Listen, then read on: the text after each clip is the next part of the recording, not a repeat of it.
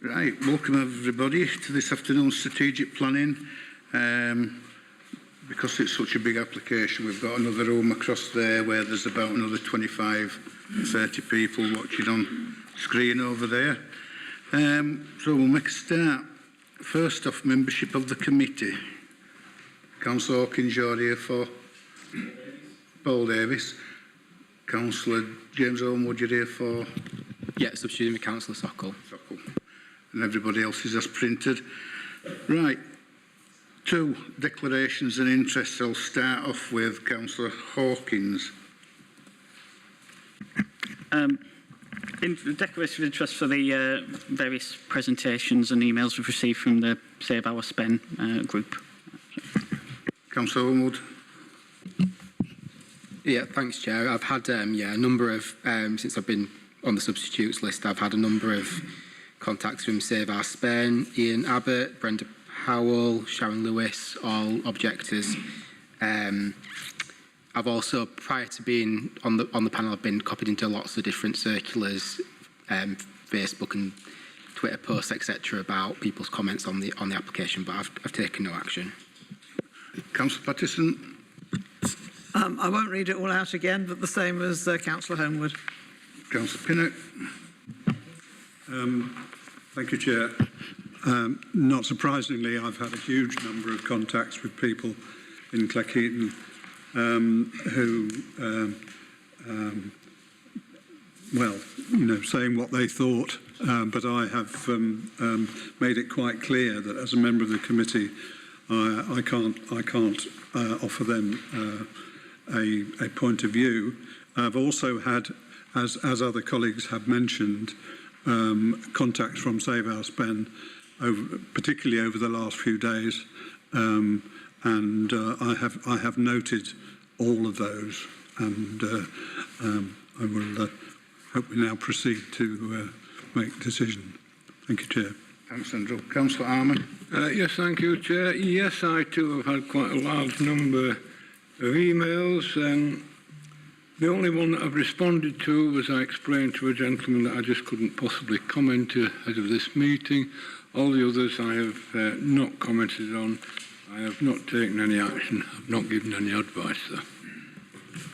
Councillor Thompson. Thank you, Chair.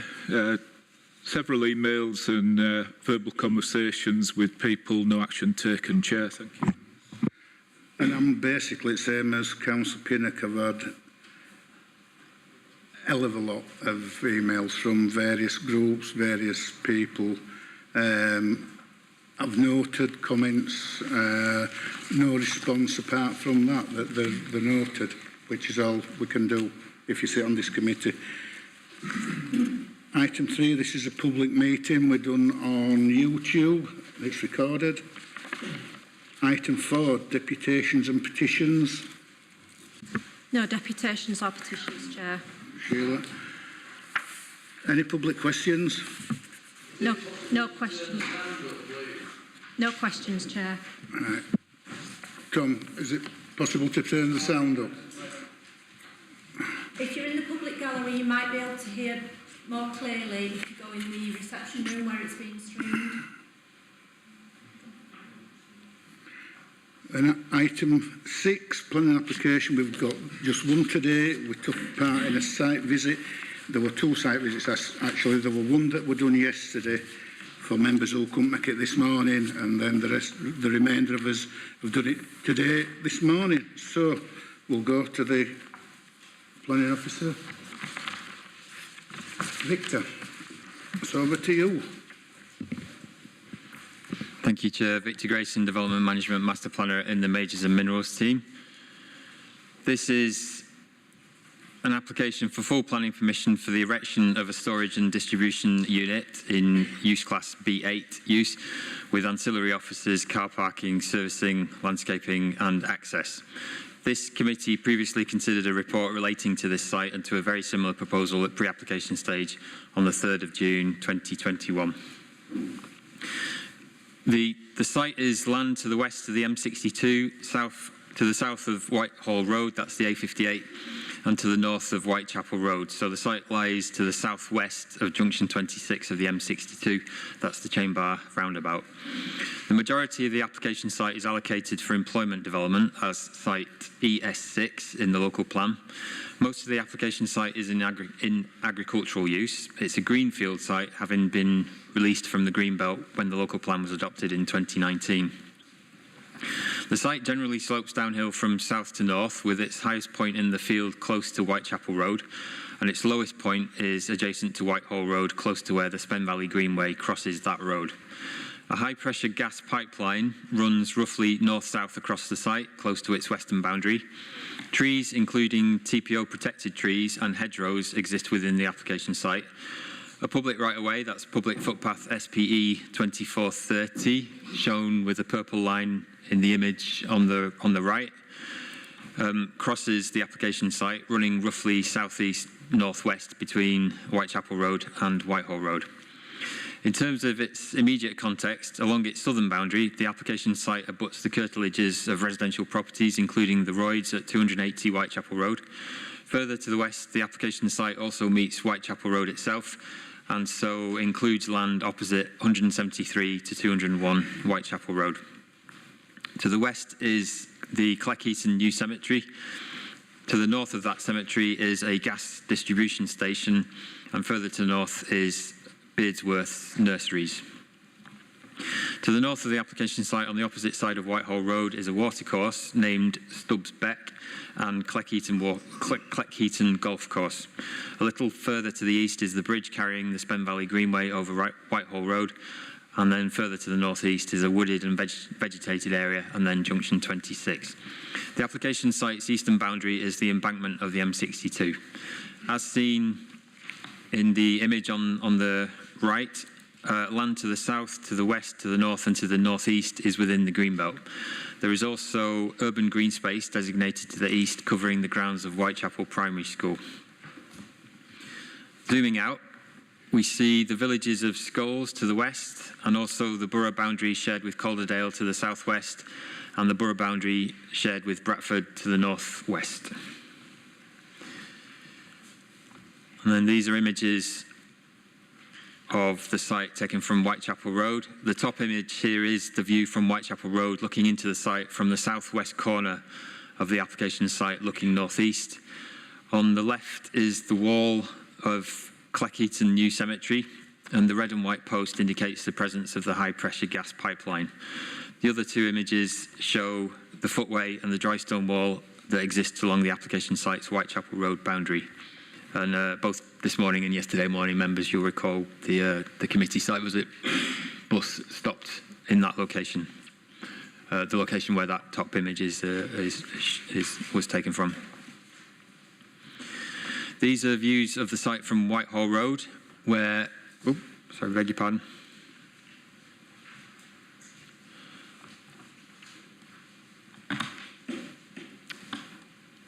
Sorry, I jumped through my text, beg your pardon. So these photos are moving around the application site clockwise, as if the site was viewed from above. And so here are two views of the site from Cleckheaton New Cemetery. Obviously, more can be seen when the trees are not in leaf, and it's helpful, members, that you saw the wintertime reality at today's and yesterday's site visits. There's also a view here taken from Branch Road, further to the west of the application site.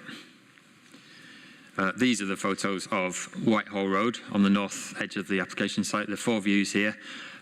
Whitehall Road is where, I'll come to the proposals in a minute, but Whitehall Road is where the main entrance to the application, to the development is proposed to be located. Members can see here how the land rises away from the road southwards.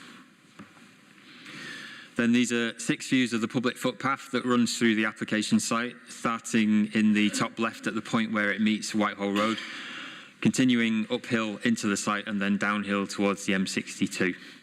That bottom right image is, as it says there, it's taken in a location on the existing footpath close to the northeast corner, the rear corner of the property known as the Royds. These two wider or panoramic views are firstly a view looking from the public footpath within the application site, looking towards the trees to the west. Members, you might just be able to see in the right of that image the equipment of the gas distribution station.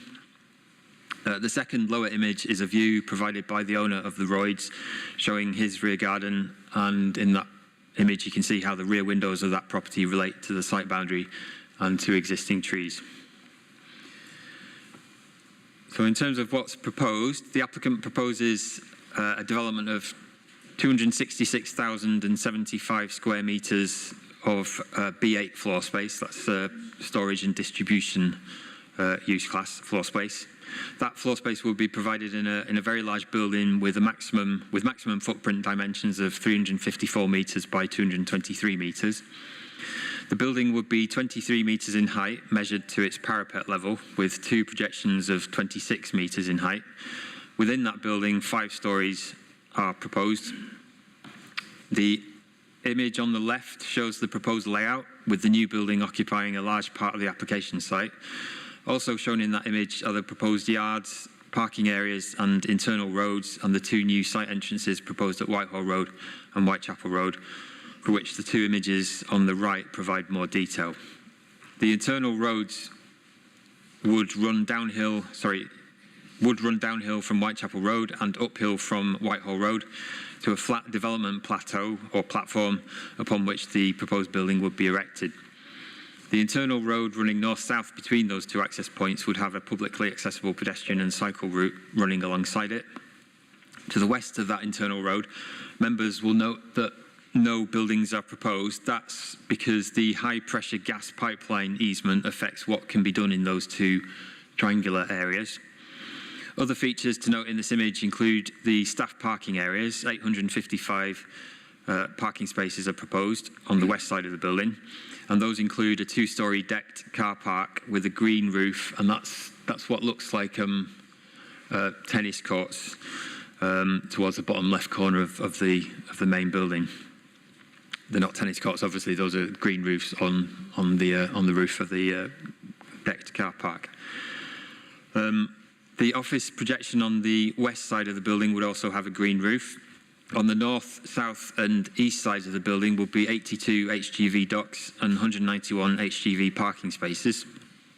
Members can also see in this slide a bus turning area, various small outbuildings, soft landscaping and the proposed diversion of the public footpath that currently runs through the application site, and a proposed connection to the Spen Valley Greenway to the north.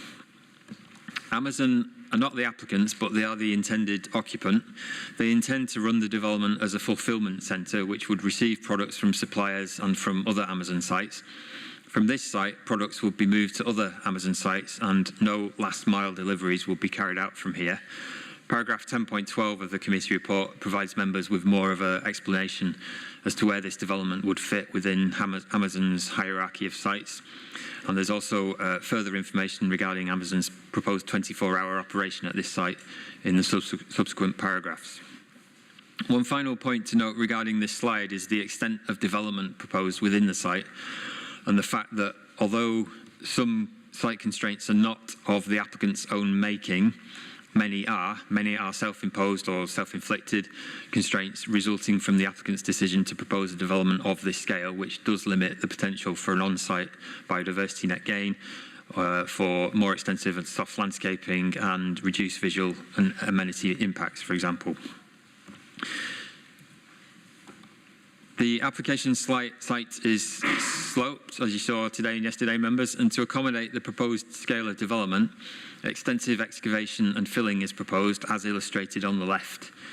Blue illustrates cutting or excavation of up to 11 metres below existing levels, and yellow and brown colours indicate the proposed filling or the raising of levels by up to 10 metres above existing levels. To achieve these levels, the applicant proposes to import 28,957 cubic metres of fill.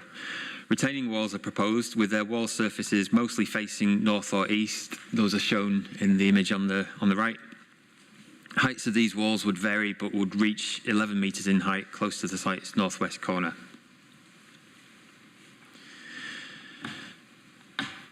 The image on the left here shows traffic flows, although possibly members, you might not be able to make out the colours on that plan.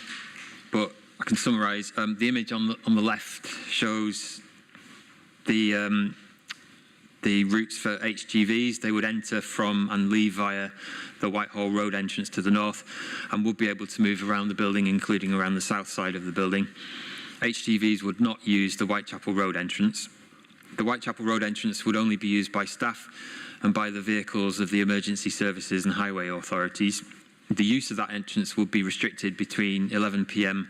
and 7 a.m. such that it would only be used by staff buses during that period. The image on the right shows the current alignment of the public footpath that runs through the application site, as well as in dotted lines the proposed diversion, which is the subject of a separate application yet to be brought to committee. These two axonometric images illustrate the proposal. There isn't a great deal to say about the building itself in terms of its design and appearance, other than it is a very large grey box with projections and some fenestration. To help members, to give you an idea of the scale of this building, very roughly 2 John Smith stadia could fit within the footprint of the proposed building, and actually based on footprints in square metres, and given the stadium obviously has an oval footprint, you could actually fit the equivalent of 3 stadium within the footprint of this building. In terms of height, as I said earlier, the building will be 23 metres to its parapet with 2 26-metre projections. There's a question yesterday as to, again, how that compares with, for example, the height of the John Smith Stadium. Well, as far as we've been able to ascertain since yesterday, if you imagine the arched gantries on the John Smith Stadium above each stand there, we believe they reach 33 metres in height. So 23 metres in height is obviously not as tall as a stadium building. These axonometrics start to illustrate the proposed elevational approach that the applicant has adopted, with the previously mentioned projections, but also the 5 shades of grey metal cladding that are proposed by the applicant in an attempt to help mitigate some of the development's visual impact. To help the council and residents assess that visual impact, the applicant has submitted various visualisations of the proposed development, some as full photo montages and some as wireframes. On the screen now is a view from Whitehall Road. This would be the most dramatic difference in levels between a ground level publicly accessible vantage point, in this case the carriageway and footway of Whitehall Road, and the proposed parapet. So between the road level at the site entrance, proposed site entrance, and the proposed parapet, there would be a difference of 35 metres in this part of the site. The middle and the bottom views shown here show the 2 extremes illustrated by the applicant in their submissions. They show year 1 in winter, with newly planted soft landscaping yet to provide any screening, softening or filtering of the development, and also year 15 in summer, when soft landscaping is expected to have grown to the extent shown, providing some filtering and softening when viewed from some vantage points. This additional viewpoint is taken from Whitechapel Road, close to the site's southwest corner, again close to where the committee site visit bus stopped this morning and yesterday. Again, the existing year 1 winter and year 15 summer scenarios are shown. Several other viewpoints have been illustrated by the applicant. Not all will be shown today. There are many of them. There are also images of the proposed development that have been included in representations made on behalf of the local organisation Save Our Spen. These 3, however, are the applicant's images. They show, firstly, a view from the public footpath close to the site's south-east corner. Secondly, a view from the Spen Valley Greenways Bridge over the M62. And thirdly, a view from the Spen Valley Greenways Bridge over Whitehall Road. These are all winter images illustrating early worst-case scenarios. Obviously, the proposed soft landscaping would grow, but it's important to remember that because of its size and the site's location and the site's visibility, topography and constraints, the development can't be hidden can't be fully screened or camouflaged and would be highly visible in several views, even once the proposed soft landscaping has matured. I should mention, members, I am only showing a select number of images submitted by the applicant that show how visible the development will be. There are also several images submitted by the applicant which demonstrate, mostly with wireframe drawings, images, that the development would not be visible from several other vantage points. Here are two sections through the site and the proposed development. The top image is taken across the building with a high-pressure gas pipeline easement to the left and the public footpath and M62 to the right.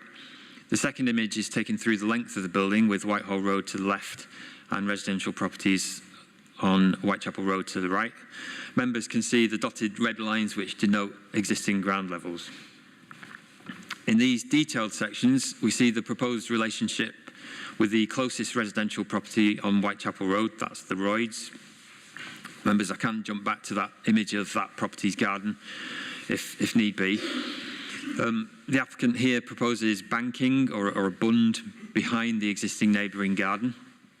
That will be soft landscaped and would also have a 3-metre high acoustic fence on top of it.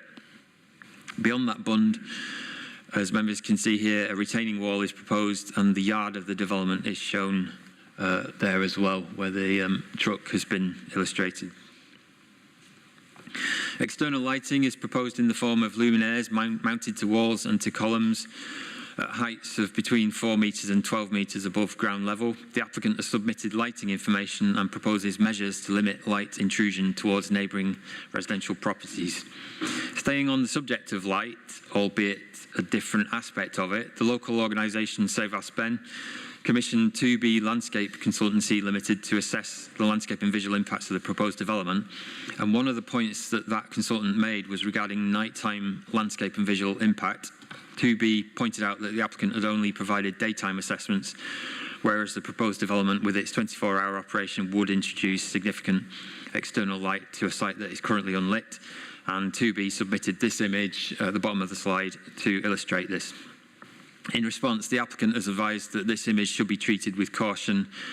Members can read commentary about this at paragraph 10.195 of the committee report, but it is worth bringing this image to members' attention.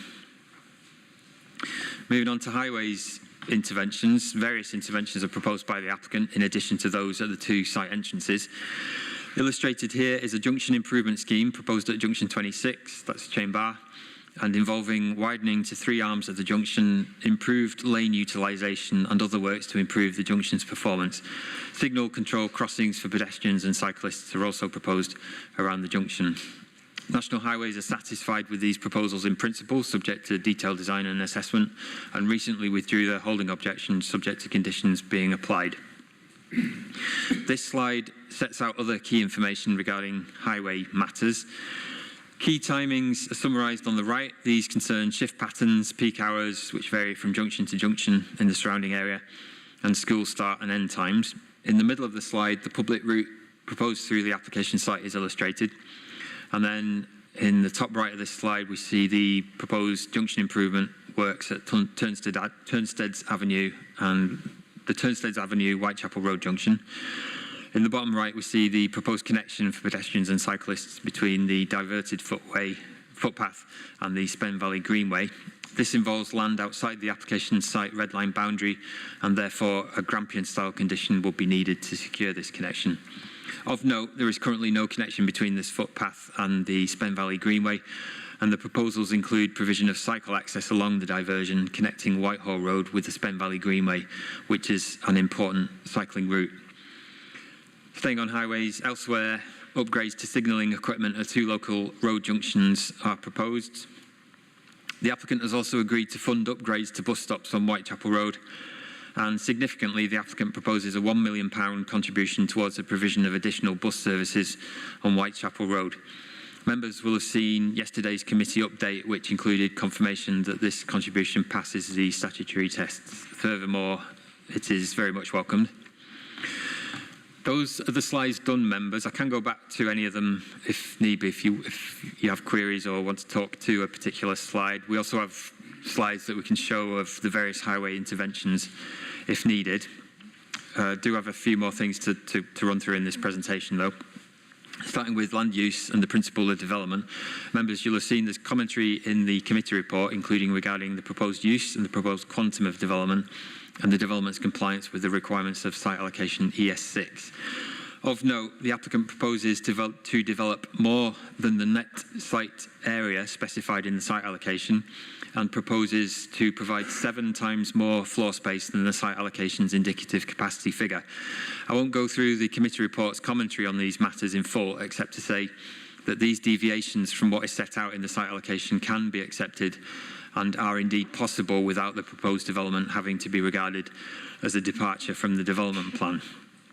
Regarding design and visual impact matters, there is no getting around the fact that this is a very large building that would cause significant visual impact, and that impact would be harmful.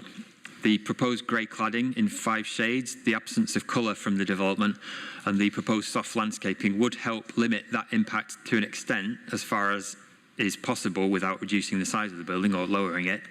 And there are other considerations of relevance, such as the limited surrounding built form, limited heritage assets and the emergence of other large grey box developments along the M62 corridor in recent years.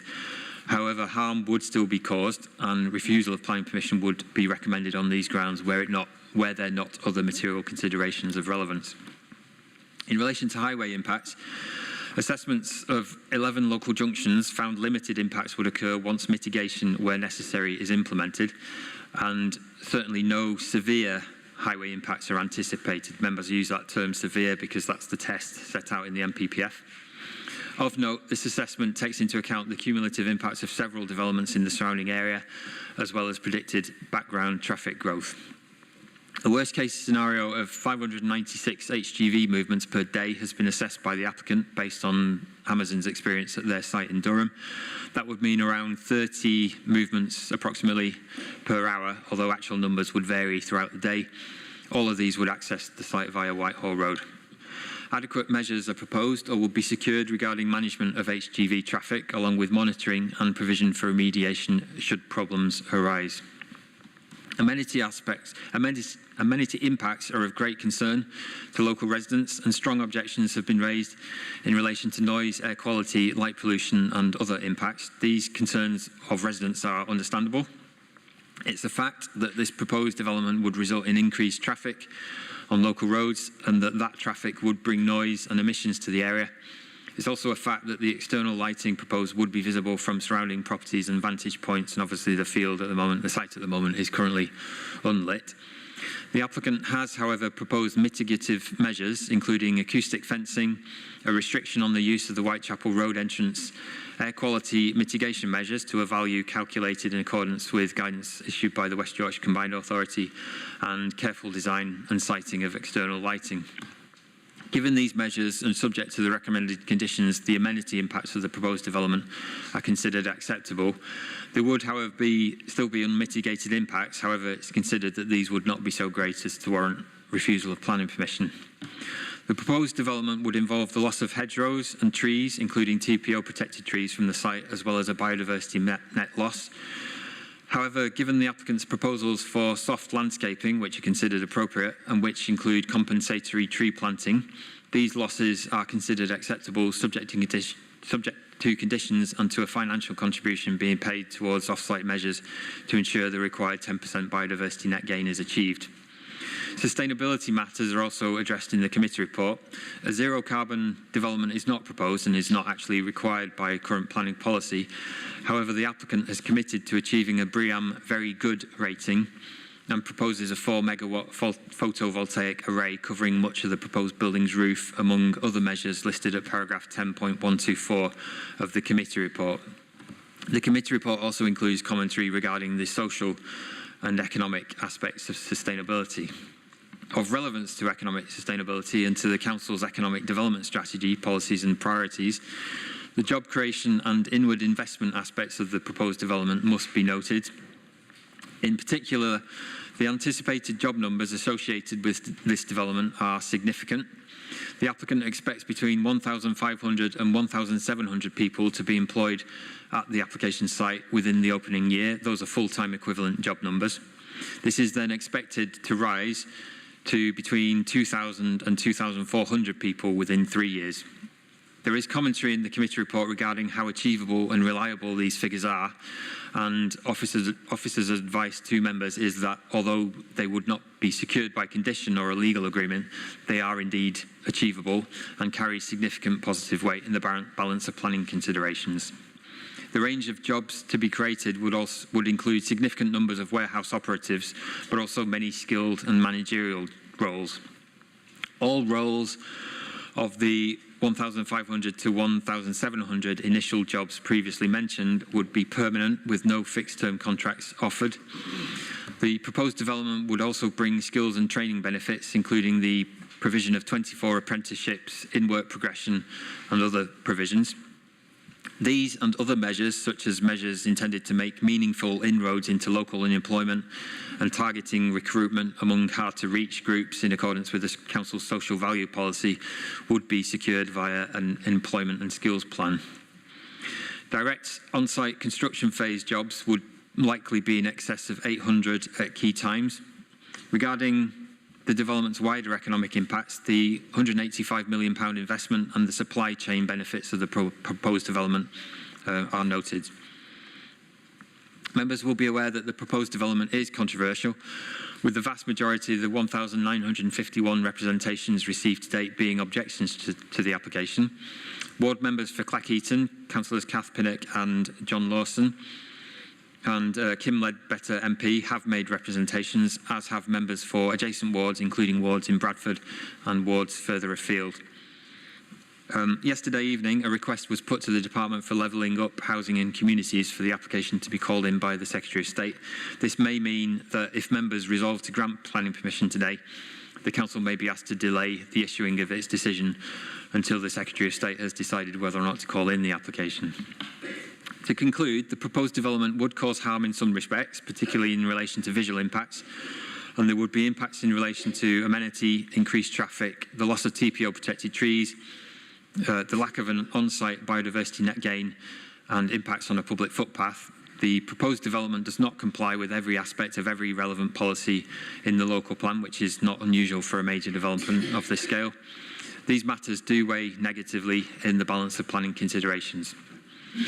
The proposed development would deliver significant public benefits in relation to job creation, economic development and regeneration, social value, public transport provision, highway improvements, including improvements for pedestrians and cyclists, and the proposed connection between the diverted public footpath and the Spen Valley Greenway. The proposed development will be a major investment in Kirklees, and these matters weigh positively in the balance of planning considerations. With the proposed development's harm mitigated as far as is possible, given the constraints of the site and the quantum and layout proposed by the applicant, the benefits and shortcomings of the proposed development must be weighed. Given the assessment set out in the committee report and having particular regard to the proposed development's economic benefits, on balance, approval of the application is recommended, subject to conditions as amended in accordance with yesterday's committee update and subject to planning obligations to be secured via a Section 106 agreement. Thank you, Chair. Thanks, Victor. Just before I bring objectors and supporters in, our legal officer has got a statement to read out. Thank you, Chair. I just want to, I know it's going to be a long afternoon, and I just want to address the issue that is of the legal opinion which the council has obtained, the planning officer has obtained, because I know there'll be questions, and in the interest of the efficient running of the committee meeting, I'll address the points now that I think will be made, and where members I think will ask for the legal officer's response. So I've got 3 points to make about the legal advice which was obtained by planning officers. The main point is that the advice does not form the officer's recommendation. Put another way, it does not inform the basis of the officer's recommendation, and put another way, the legal advice does not establish the judgment or the opinion expressed by expressed in the officer's report. So the officers and the planning officer and the chief planning officer came to their professional view about the scale and quantum of the development within the identified site, and that is set out fully in the officer's report. The second point to a potential question is, why did the council obtain the opinion? And the response from legal is that officers are fully entitled to ask for a legal opinion. It's a check and balance for officers to use that tool. Put it another way, it's a stress test of their thinking, or another way, it's a prudent and reasonable thing to do when there is such a locally controversial application, and it's in the interests of progressing and processing the application and efficiency of the planning process generally.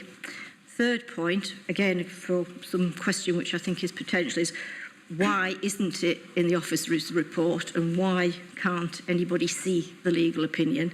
And the answer to that is, number one, it's privileged legally, and number two, and more persuasively I think, is that members don't need to see it to make the decision. The officer report is 122 pages long, it's logical, it's expansive, it's clearly and thoroughly written by a very experienced and professional planning officer who set out in full detail the reason for the recommendation, and members have enough information within that officer report to make an informed planning decision. It's a balanced factual report which contains all the relevant information needed by the committee to make a lawful decision. So in summary, in answer to three potential questions is, why did the council get it in the first place? Answer, stress test, check and balance. It's a normal tool that can be used. Why isn't it in the report?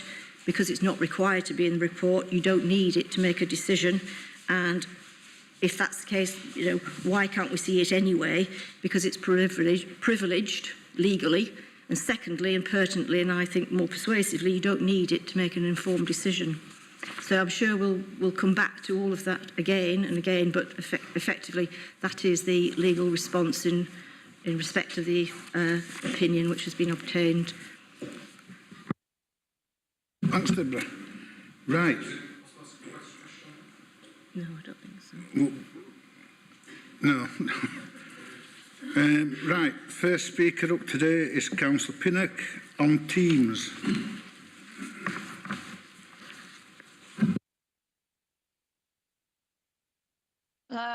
Good afternoon, everybody. I and most local people accept the reality that the site is allocated and will be developed. But that doesn't mean that any proposed development should be accepted. And indeed, officer recommendation for this application, in his words, is a finely balanced one. The reason for that professional view is that this application has many negative aspects, many of which are not capable of being mitigated to the extent that they should be. This particularly applies to landscape and residential amenity. The report is giving substantial weight to the benefit of job creation, which has resulted in the many negatives being downplayed. Of course, job creation is important, but they should be assessed not just by numbers, but also by quality, training, and progression prospects for everyone. That is why the Council's own local plan states the importance of high-skilled and high-paid jobs. And the Council's aim is to enable development of some of the traditional skills of the area, particularly such as engineering. The jobs in this application, in contrast, are overwhelmingly low-skilled and low-paid. Throughout the report, a significant number of local plan policies and national plan policies are not being applied in full. That can be acceptable for one or two of them. However, the large number in this case results in a significant and negative cumulative effect. So what's not acceptable about this application? First, the size of the planned building is so large that 27 of the new Wycliffe Mount schools will fit inside. It will dominate the landscape. Enormous earth movement is needed to create a platform, which means that at one end of the building will be 44 metres above the road level and with 11-metre wall. Because the applicant has decided to squeeze a quart into a pint pot, there is little room for a substantial buffer zone to protect residents, which was particularly specified by the local plan inspector. That leads to huge increased impact on the area in terms of noise and light pollution. This building is very large in every direction. Planting trees to conceal a 25-metre high building will fail. The applicants have made a disingenuous attempt via the photomontages to claim the building will not be visible. They need a lesson in basic trigonometry. Highways assessments conclude the traffic impact is acceptable, but that doesn't mean it won't make for considerably more queuing and hence pollution. National Highways had already forecast that this section of the M62 will be over capacity in less than 10 years. This is before the additional traffic generated by this and other sites has been included. This plan has a very wide and negative impact. For example, it is accepted that many of the local junctions in Cleckheaton and Skulls will have increased traffic when these already operate at well over 100% capacity. The new access on Whitechapel Road will have queuing traffic, so they can show there will not be queues. The traffic assessment expects employees to arrive up to an hour before the start of their shift. Is that likely? Then there is Chain Bar, mentioned nearly every day on Radio 2 traffic reports as being congested, and it is very busy throughout the day before the hundreds of extra traffic movements are added. The A638 Chain Bar junction from Oakenshaw will be operating well over capacity with no traffic lights to help. This is quite clearly the wrong application for the site. It needs to be located on a purpose-built business park, not on a residential road. I urge committee to refuse. Thanks, Jack.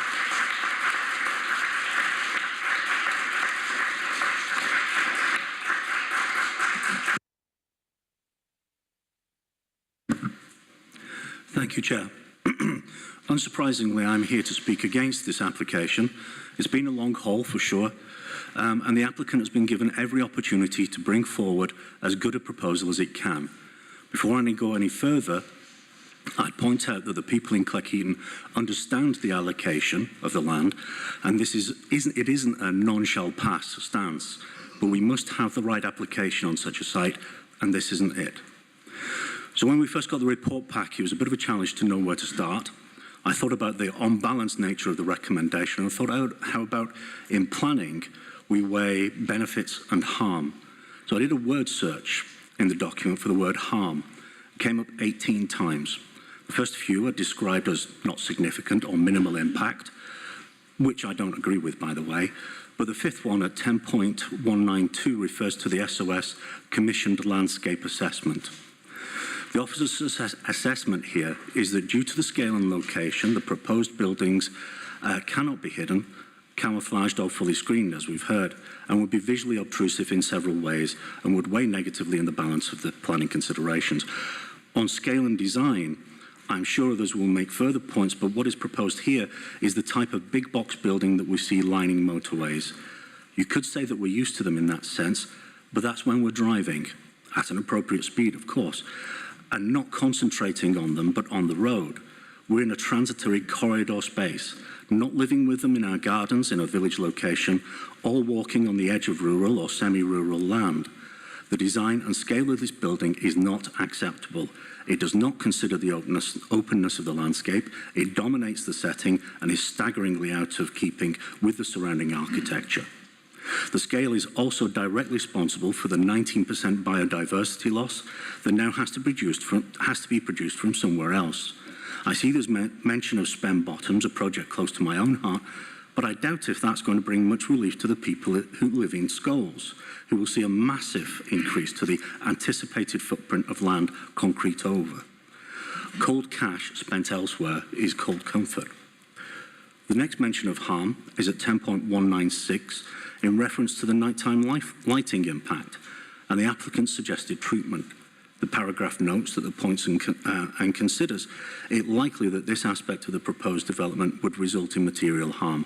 Both of these mentions of harm are accepted without further comment. The last few mentions of harm are in the 50+ conditions where mitigations are heavily employed to bring some regulation to the many impactful and open-ended aspects of the application.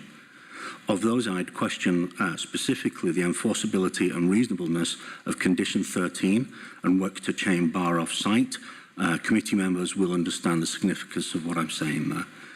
In fact, I had loads of material on traffic impacts, but won't be able to do it justice in the time allowed. Suffice it to say that my partner who commutes eastbound on an M62 is usually redirected by SatNav to go to junction 27 through Bristol, where the air quality is even worse than Chain Bar currently.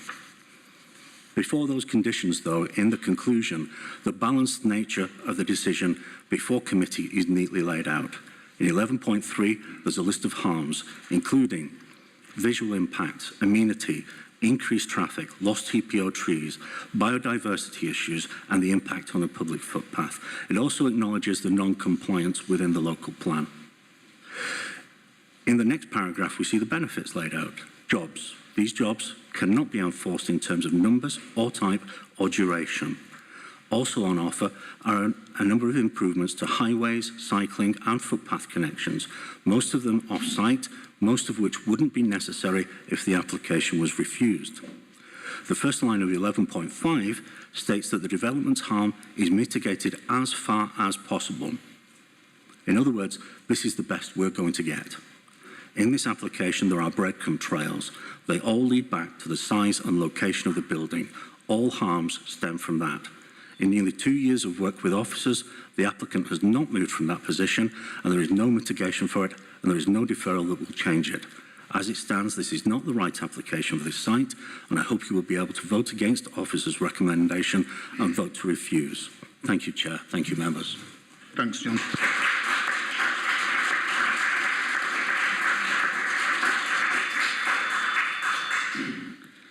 Next, I've got Councillor Smage. Thank you, Chair. Yeah. I'm speaking both in a personal capacity and as a Bristol and Berkshire Ward Councillor against the application, as it will have a direct effect on my ward. Personally, as someone whose family have a grave in the cemetery adjacent to the site, I find it so disrespectful to all of the families that anyone could ever have discussed having such a large warehouse complex next to that cemetery. The enormous impact of the proposed development must include the impact to all the families who thought that loved ones would be buried in a quiet cemetery surrounded by green fields and houses, even though I realise that this is not a planning consideration. However, my main comments are as a Bristol and Berkshire councillor. I note in the committee report that junction works to Chain Bar are proposed as mitigating factors. Really? This roundabout already is extremely busy and can take a long time to get through the traffic at peak times. The traffic can be queued from Chain Bar up Whitehall Road towards Berkenshaw.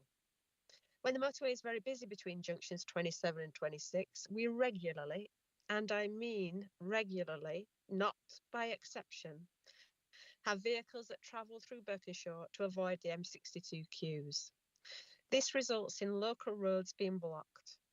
With the sheer volume of cars and HGVs to and from the proposed warehouse, the impact on local traffic levels must include the impact on our roads, as well as the part of Whitehall Road adjacent to the site. Berkenshaw has an air quality management zone at Berkenshaw Roundabout, at which work is supposed to have taken place to help reduce air pollution. Is this going to be a total waste of public money altogether? We also have a zone next to the motorway in Berkshire, which is directly affected by traffic on the motorway. We also have air quality pollution problems in Burstall. Therefore, this application would have implications for all zones, which surely the impact of needs to be assessed. I've been asked for the impact of the extra traffic to be assessed through Berkshire. However, I've been informed that neither Kirklees nor the applicant asked for such an assessment. Why not? We travel on these roads on a daily basis. We know it is not normal to have increased levels of traffic and that traffic regularly queues the chain bar at Whitehall Road. As the road is named the same, Whitehall Road, then satellite navigation systems are going to find the route through Berkshire when traffic is busy. Why should we have even more queues? Because proper traffic flows have not been looked into. What impacts have been assessed on traffic coming into the chain bar from all arms of the roundabout in relation to the changes proposed? I note that mitigation is being looked for on one part of Whitehall Road outside the warehouse. However, what about consideration for that part between Berkshire and Hunsworth? Are we to have lorries waiting at the roadside for their time slot? There was a document put forward by the agent that stated lorries would be diverted to service stations. This included 3 petrol stations in and around our ward where, and the document admits, there are no HGV spaces. While this document may have been so absurd as no lorry could possibly pull into the garage as mentioned, it does demonstrate that there would be traffic through Berkshire and potentially East Byley as well as into Bradford. We have several laybys on the Driglington bypass that lorries do park on. Does this mean that HGVs waiting for the time slot would use these laybys? Lorries would therefore definitely come off the motorway at 27 through Berkshire and vice versa. Again, the impact has not been thought through, as with the sheer number of HGVs through the day and night, these scenarios are extremely likely. I would ask that this application is refused, as the negative impact of this enormous warehouse far outweighs any positives. Thank you, Chair.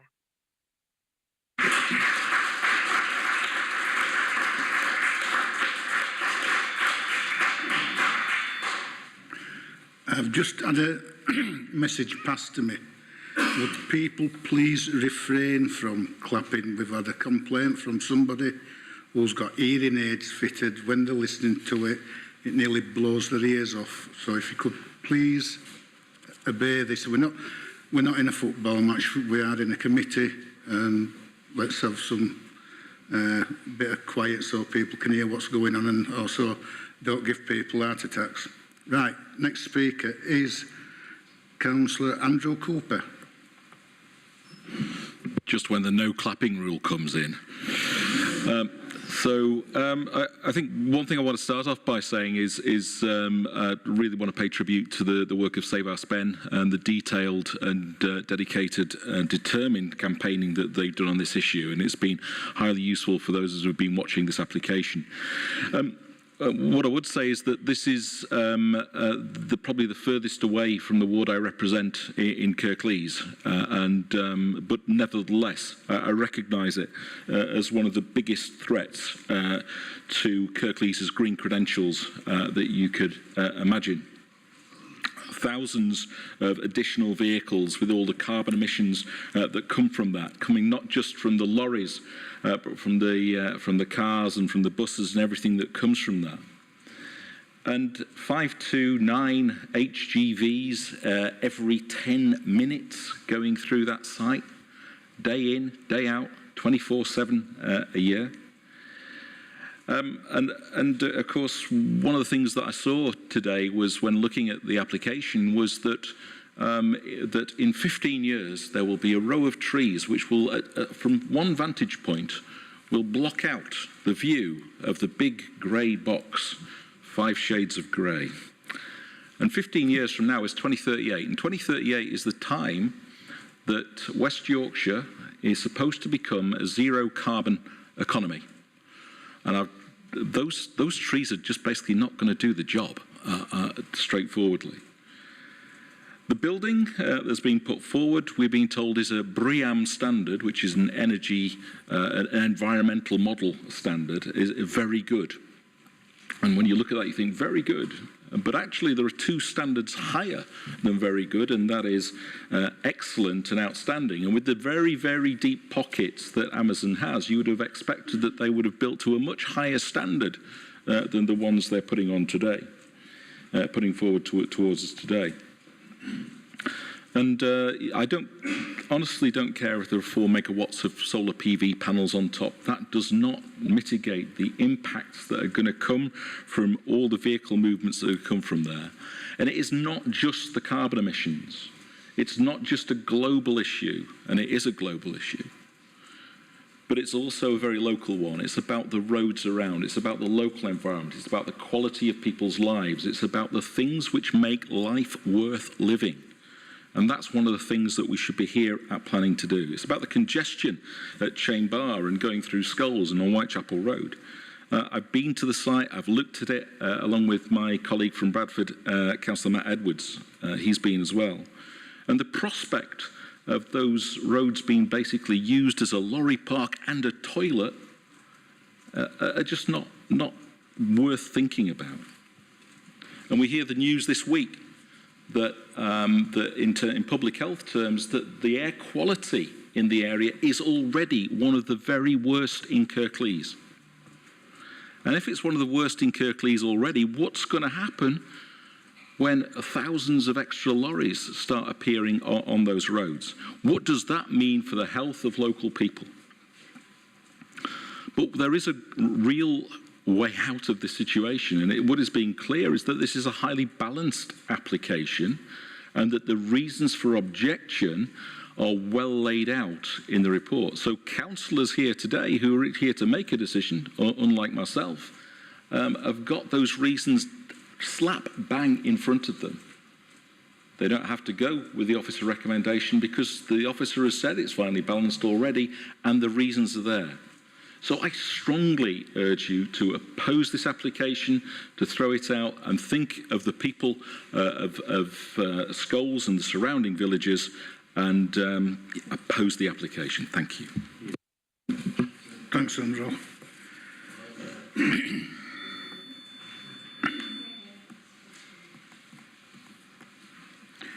Right. Next speaker is Councillor Sarah Ferriby.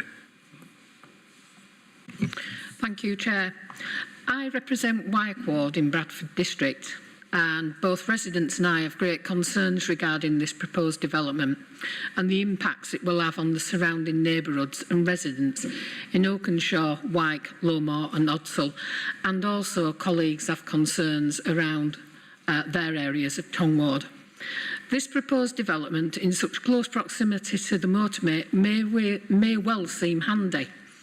Nothing can be further from the truth. In reality, the M62, M606 and surrounding roads are gridlocked daily due to traffic volumes and the number of accidents causing traffic to back up through villages of Oakenshaw, Lowmore, Wyke and Odsall. These traffic issues are replicated in villages on the Kirklees side too. But take Oakenshaw, which is part in Kirklees and part in Bradford. We already have issues caused by the development of the old wastewater site, which is yet to be occupied. One issue also is the lack of traffic light controls onto the roundabout from Bradford Road, Cleckheaton. We have queuing traffic throughout the day, and in turn this then causes rat running on smaller, unsuitable local roads. If this development is built, the impact on my ward and anyone who lives in that ward will be massive.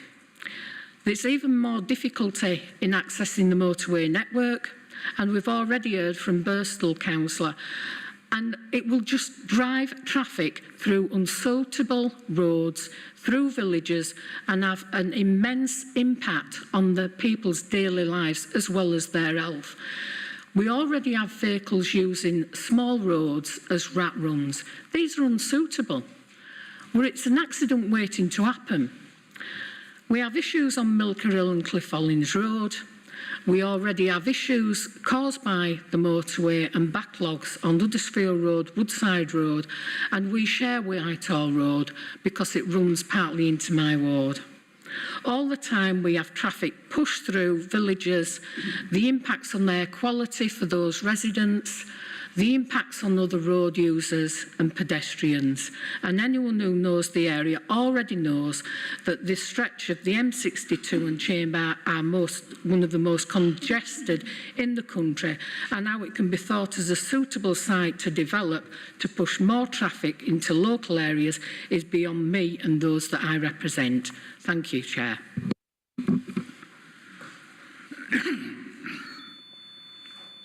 Next is Nicola Gattenby. Good afternoon. Thank you for the opportunity to speak this afternoon. As I was introduced saying, I'm called Nicola and I have lived in the village of Scholes for over 50 years, so I do know it very, very well. The application should be refused on the grounds it fails to comply with the requirement in the local plan for the residential amenity to be safeguarded through the sensitive placement of buildings and the provision of a landscape buffer area along Whitechapel Road. The safeguarding of the residential amenity is crucially important in this application because of the closeness of the housing and schools to the site, with the nearest house being only 20 metres from the proposed buildings. Residential amenity includes having unpolluted air, tolerable limits of noise and artificial light intrusion, and safety from excessive traffic. This safeguarding is of particular importance for night times and weekends, when it should be reasonable to expect full respite from any intrusion. This application makes no attempt to safeguard the residential amenity. Quite the opposite. If approved, it will completely destroy the residential amenity. As the proposed development is located in a residential area and is close to a conservation area, the importance of protecting the residential amenity cannot be understated. The local plan inspector recognised the potential threats to residential amenity on this site and considered it necessary to include in the local plan the requirement to safeguard through the sensitive placement of buildings and landscape buffer areas along Whitechapel Road. The planning inspector's intention that these buffer areas should be of significant size is made clear by her reduction of the developable area by half. This very large reduction in the developable area was to take place mainly in the part of the site adjacent to Whitechapel Road, thus ensuring the safeguarding of the residential amenity. The application completely ignores this required local plan modification and proposes to extend the developable area almost up to Whitechapel Road. In doing so, it leaves the residents without any of the safeguarding measures the planning inspector considered necessary, and instead places residents at risk of physical and mental harm. Nor does it provide a landscape buffer, as the application proposes to create a main entry exit to the development on Whitechapel Road where that should be. It's relevant to point out that in 2022, a similar but smaller scale application was under consideration by the council for a site in the Cleckheaton area. Involved the expansion of a site located adjacent to a residential area, and in this case officers concluded that the noise from the development may have an adverse impact on nearby residents, and so a condition restricting the hours of use was necessary, quote, to avoid the loss of amenity to nearby residential properties in accordance with policies LP24 and LP52. The application was subsequently withdrawn. This failure to comply with the local plan requirement to safeguard the residential amenity. Would you like me to stop there, or can I finish my final sentence? Okay, so to safeguard the residential amenity and failure to comply with policies LP24 and LP52 should not be considered acceptable and the application refused. Right, thank you. Next is Dar Shiftil. Thank you, Chair. Thank you for giving me the opportunity to speak to you about this development. My name is Dar and I live at the Royds with my wife and 5 children. As I'm sure you're aware, the Royds is a non-designated heritage asset right next to the site. For me, however, it's our home, and a number of our bedroom windows and balcony doors face onto the site. My garden fence is the southeastern edge of the development. The Royds was built at this location in 1894, having been moved brick by brick, rafter by rafter, from Royds Park in Cleckheaton, and is a very special property. The first words that Mr. Franklin, your head of planning, said to me when he came on a site visit was, "You have a very beautiful home." And that is what most people say, and I'm proud of the work that we did to make it so. The one thing that is abundantly clear is that if a 23-metre high metal-clad rectangular box is built towering directly behind the house, it will most certainly reduce its heritage. As you enter the driveway, your eyes will be drawn to the massive out-of-character edifice that will be overpowering in front of you. More so at night when it will be lit up with 250-watt LED floodlights at 12-metre high, well above the height of the proposed bund and that the applicants claim will protect our residential amenity. But one of the biggest concerns is the noise this development will generate. 24 hours a day, 364 days of the year. We might get let off at Christmas. I'm an engineer and I understand dBs. BS 4142 is the standard for rating and assessing industrial sounds for commercial premises. It makes a distinction between road noise, which is continuous and can be ignored by the brain, and noises that are short, sharp, impulsive, such as engines revving, reversing beepers, doors being opened and closed, brakes being applied, and trailers being loaded and unloaded, which are far more distinctive. Although the applicant claims to have used BS 4142 in their noise assessment, they finally confirmed last week that they have not applied the minimum 6 dB penalty that the standard requires to take into account these short impulsive sounds. They state that they believe a penalty of 6 dBs is not appropriate in this instance. Do you know why that is? It's because if they added it, it would show that they would have to move the producers of that sound double. That's twice the distance away from the residential properties to mitigate it. The building would have to be moved back away, coincidentally more in line with the net developable area that was envisaged in the local plan. Looking at the figures with the penalty applied, just about every house near the site would be above the nighttime limits that the standard sets when a noise-sensitive receptor, as they call us, will be affected. Simply put, the real figures show that residents living around the site will no longer be able to have a good night's sleep if this is built. Previous Kirklees planning approval for B8 development near residential properties have had an HUC condition put in place to limit the hours of operation, the site to protect nearby residents. Why has this not been done on this application? Unbelievably, the planners haven't even suggested a no tonal reversing alarms condition. Wrap up, please. They seem to be giving Amazon whatever they want. I implore the committee to think about the fact that this development is being proposed not at an industrial estate, but right next to a residential area and a cemetery. Thank you. Next speaker is Ian Abbott. Thanks, Chair, for letting me speak today. I'm Ian Abbott, a local resident of Whitechapel Road. NPPF paragraph 126 states the creation of high quality, beautiful and sustainable buildings and places is fundamental to what the planning and development process should achieve. Good design is a key aspect of sustainable development, creates better places in which to live and work and helps make developments acceptable to communities. The National Design Guide states that applicants need to explain how a proposed development is a suitable response to the site and its setting. The applicant has failed to provide this explanation and has not taken a landscape and design-led approach, but rather impose their own standardised building scale and design onto the site. Paragraph 10.147 of the officer's report states, this amount of reshaping and the proposed levels within the application site have been informed by the applicant's intention to provide a large, uninterrupted floor plate. In other words, it's the business needs of the applicant and not the local landscape and the local community that have been prioritised in this case.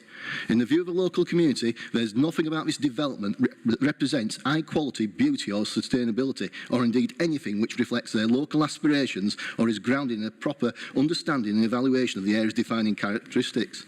The officer's report agrees with this, saying that the proposed development would not create a strong sense of place, or that the development would make a positive contribution to a local character and its distinctiveness. With just one building, the development would be of a similar scale to Scholes Village, taken as a whole, and would overwhelm rather than be sympathetic to Scholes. The officer's report also admits that the proposed development would be, and I quote, visually obtrusive in several views and would cause visual harm which weighs negatively in the balance of planning considerations. The inescapable conclusion is that this development would be hugely detrimental to the visual amenity and character of the area. NPF Paragraph 134 states that development that is not well designed should be refused, especially where it fails to reflect local design policies and government guidance on design. The evidence is clear. that a standardised form of warehouse and distribution building is being proposed. There is no evidence whatsoever to suggest that the local landscape and built environment context has been considered, let alone incorporated into the development design. The views of the local community about how this site should be developed, expressed through the democratic local plan process, has been ignored. The local plan inspector also expected a master planning process to take place, which would have necessitated the developer consulting with the local community before the application was submitted, but this has not occurred. You can therefore only conclude that the development fails to represent good design and it's entirely unsympathetic to local townscape and landscape character. It comprehensively fails to establish or maintain a strong sense of place. In conclusion, it is overwhelmingly clear that the proposal should be refused on design grounds in accordance with local plan policy LP24 and paragraph 134 of the NPPF.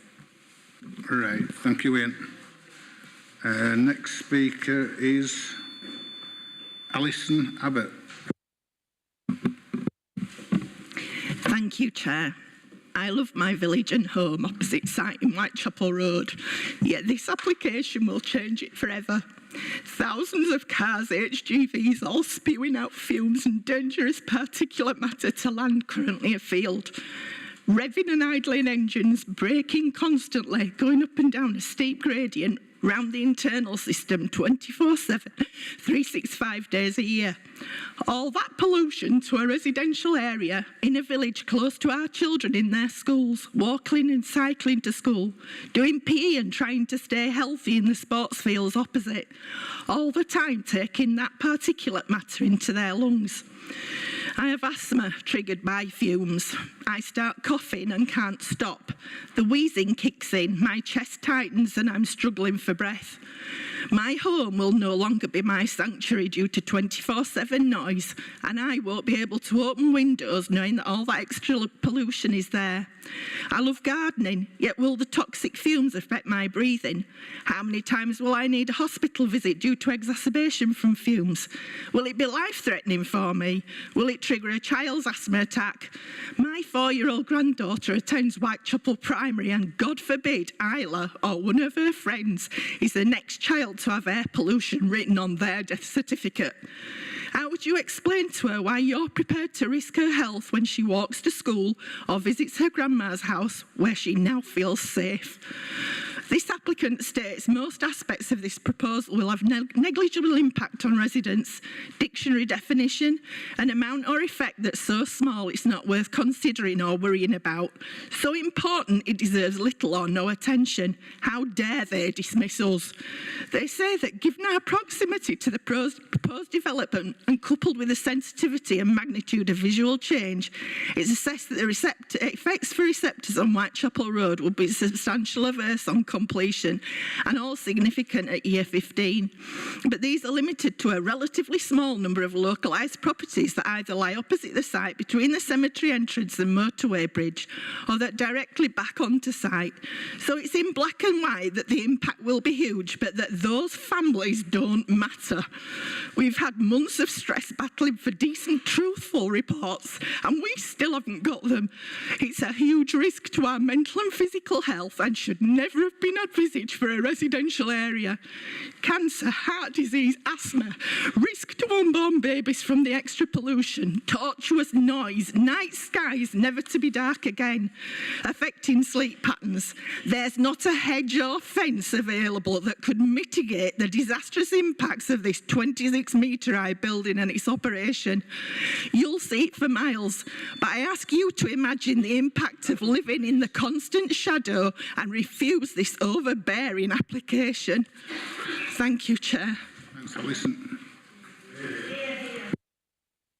The next speaker is Judith Johnston. Thank you for the opportunity to speak.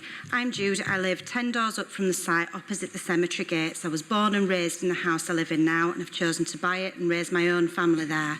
My children attend the local schools and colleges and my daughter is currently at Wycliffe Mount. My daughter walks to and from school every single day with her friends. The route is currently relatively quiet, safe, pleasant, and we're happy for her to do that. If this development proceeds, that will change. Breakfast club for the junior school and morning sports club at the high school clash with the applicant's shift pattern. The applicant has refused to change that shift pattern. The new crossing proposed opposite the Whitechapel Road entrance is within feet of a blind corner, that and the additional traffic will make that route hazardous, leaving me as a parent little option but to drive my child to school. The entrance does not work for school children, therefore it does not work full stop. Without that entrance, the development doesn't work, therefore it should be refused. The reports do not deal with the issue of crossing the main junction in Scholes Centre. Children higher up in the village set off far earlier to get to school. The vast increase in traffic at the times that are the morning shift will leave them without a safe crossing on that road. Applicants' reports confirm increased noise pollution on the sports pavilion where children regularly play sports and play out. The impact on children's recreational areas is completely unacceptable. My own daughter loves to horse ride, but hacks will have to now be timed between when that applicant is putting 300 cars out onto Whitechapel Road. It's simply not safe to pass an entrance with that amount of traffic coming out on a horse. All aspects of our daily lives will be negatively impacted, and once operational, the shift pattern can change further, and that is completely out of the control of this council. Our council has made several requests of Mr Franklin to meet us since 2021. We finally met on the 5th of January this year. We raised concerns regarding the validity of the noise and air pollution reporting. Those questions were answered on the 7th of March, mere hours before the recommendation report was made public. This denied the local community the opportunity to get further experts' reports to bring to you to committee today to show the true impacts, noting specifically that the officer has confirmed that our landscape report is valid and that the applicant downplays the impact. This application should be refused on the grounds that it does not comply with LP24. It fails to safeguard the residential amenity. It fails to provide a buffer. Closing an entrance at night time will not protect these children. Thank you. Thank you. Next is Max Rathmell. My name is Max Rathmell and I'm Chair of Spen Valley Civic Society. When the draft local plan was published, the Society gave qualified support to the 2 employment allocations at Junction 26. We accepted the Council's case there was a shortage of land, in particular in the Spen Valley, for manufacturing and warehouse uses. I attended the examination in public for these sites, and possibly I'm the only person in this room who was there that day. The Inspector, Katie Child, asked if I wanted to say anything. I said buildings at the southern end of the site would protrude through the skyline next to the cemetery. Secondly, we didn't like the second access from Whitechapel Road, as advocated in the master plan tabled by Martin Walsh Architectural on behalf of the landowner. Interestingly, para 1059 of the officer's report mentions this plan, though not for the purpose of pointing out the 40 or so B2, B8 business units it shows. The Inspector asked what I would suggest. I suggested a screening mound along the full Whitechapel Road frontage with an outer 1-in-6 gradient for at least 30 metres. Planted with trees, this could completely hide buildings from skulls. What the Inspector later told the Council is swamped by excess detail in the officer's report. Basically, she told the Council to more than halve the developable area, saying, and I quote, "The net developable area should be reduced. Residential amenity will need safeguarding through the sensitive siting of buildings and landscape buffer along Whitechapel Road." Officers told the Council on 27th of Feb 2019 the Inspector's wishes were binding and councillors agreed. If they'd demurred, then the plan could not have been approved by the Council. It would not be sound, to use the official jargon. Paragraphs in the officer's report imply the Inspector didn't really mean what she said about a landscape buffer and it would be okay to ignore it, and instead of an access from Whitechapel Road. Similarly, although the Council had agreed to halve the quantum, that word again, it would be okay to flex this a bit, like totally, with one colossal building over the whole site. Para 1057 surprisingly asserts it would be improper to require the applicant to strictly adhere to the area in the local plan. and for good measure that it would also be improper to consider the position of the landscape buffer. We, the society, say it is wholly improper to approve this application on the basis that the local plan says something fundamentally different from what it actually says. Thanks, Max. Next is Matthew Beardsworth. Chair, thank you for this opportunity. This application has been promoted on the basis of employment. The claims are impressive, the reality is less compelling. Research of identical Amazon developments in other parts of the country shows that fewer than half, and sometimes as low as 10% of the promised jobs were created when compared to the number claimed in their applications. This is demonstrated by the new Amazon warehouse at Haydock, which promised 2,500 to 5,000 jobs during the planning stage. Now that it's built, only 300 people work there. Amazon has also widely publicised its intention to make its warehousing operations fully automated. Amazon has publicly announced that the 2 new warehouses about to be opened at County Durham and then the West Midlands will have state-of-the-art, fully robotic facilities and thus a much reduced workforce. The same will happen to this application should it be successful. During the hearing stage of the local plan, when this site was removed from Greenbelt, the planning inspector asked the council what type of employment would be supported on this site. The council's answer was 30% B1, 60% B2 and 10% B8, which is warehousing. The reality is, of course, 100% B8. The council told the inspector the site is a strategic employment allocation required to meet the needs of advanced manufacturing and precision engineering. B2 use. In the light of this pronouncement by the council, the planning inspector concluded, in view of this, exceptional circumstances exist to justify the release of this land from Greenbelt for B2 operations. She further concluded the site has been accepted to meet the needs of advanced manufacturing and precision engineering. Put bluntly, the planning inspector believed what the council told her, but at best she was being misled and at worst lied to. She is unlikely to have reached her conclusion had she known that Kirklees officers at that very moment were in discussion with Amazon's agents about this massive B8 warehouse. As of this morning on Indeed, there are 219 job adverts for warehouse operatives within a 10-mile radius of this site. There isn't a shortage of opportunities for low-paid, unskilled work. There is a shortage of skilled careers which offer lifelong opportunities.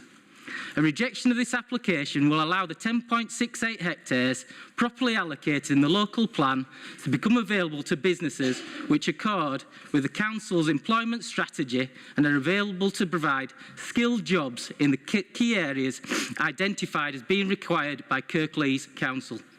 Thank you. Thank you. Next is Sharon Lewis. Good afternoon. Thank you, Chair, for allowing me to speak today. I speak to you as a resident of Whitechapel Road, Chair of Save Our Spend, and with a career in warehousing and logistics stretching almost 25 years. Amazon have spent billions of pounds in warehousing automation, replacing people with robots every step of the way. This will not stop until they achieve their ultimate aim to automate the full operation to save costs. Robots are more reliable than people because they don't have start and finish times, don't need training, take lunch breaks, need to visit the bathroom or take holidays, nor do they have sick days.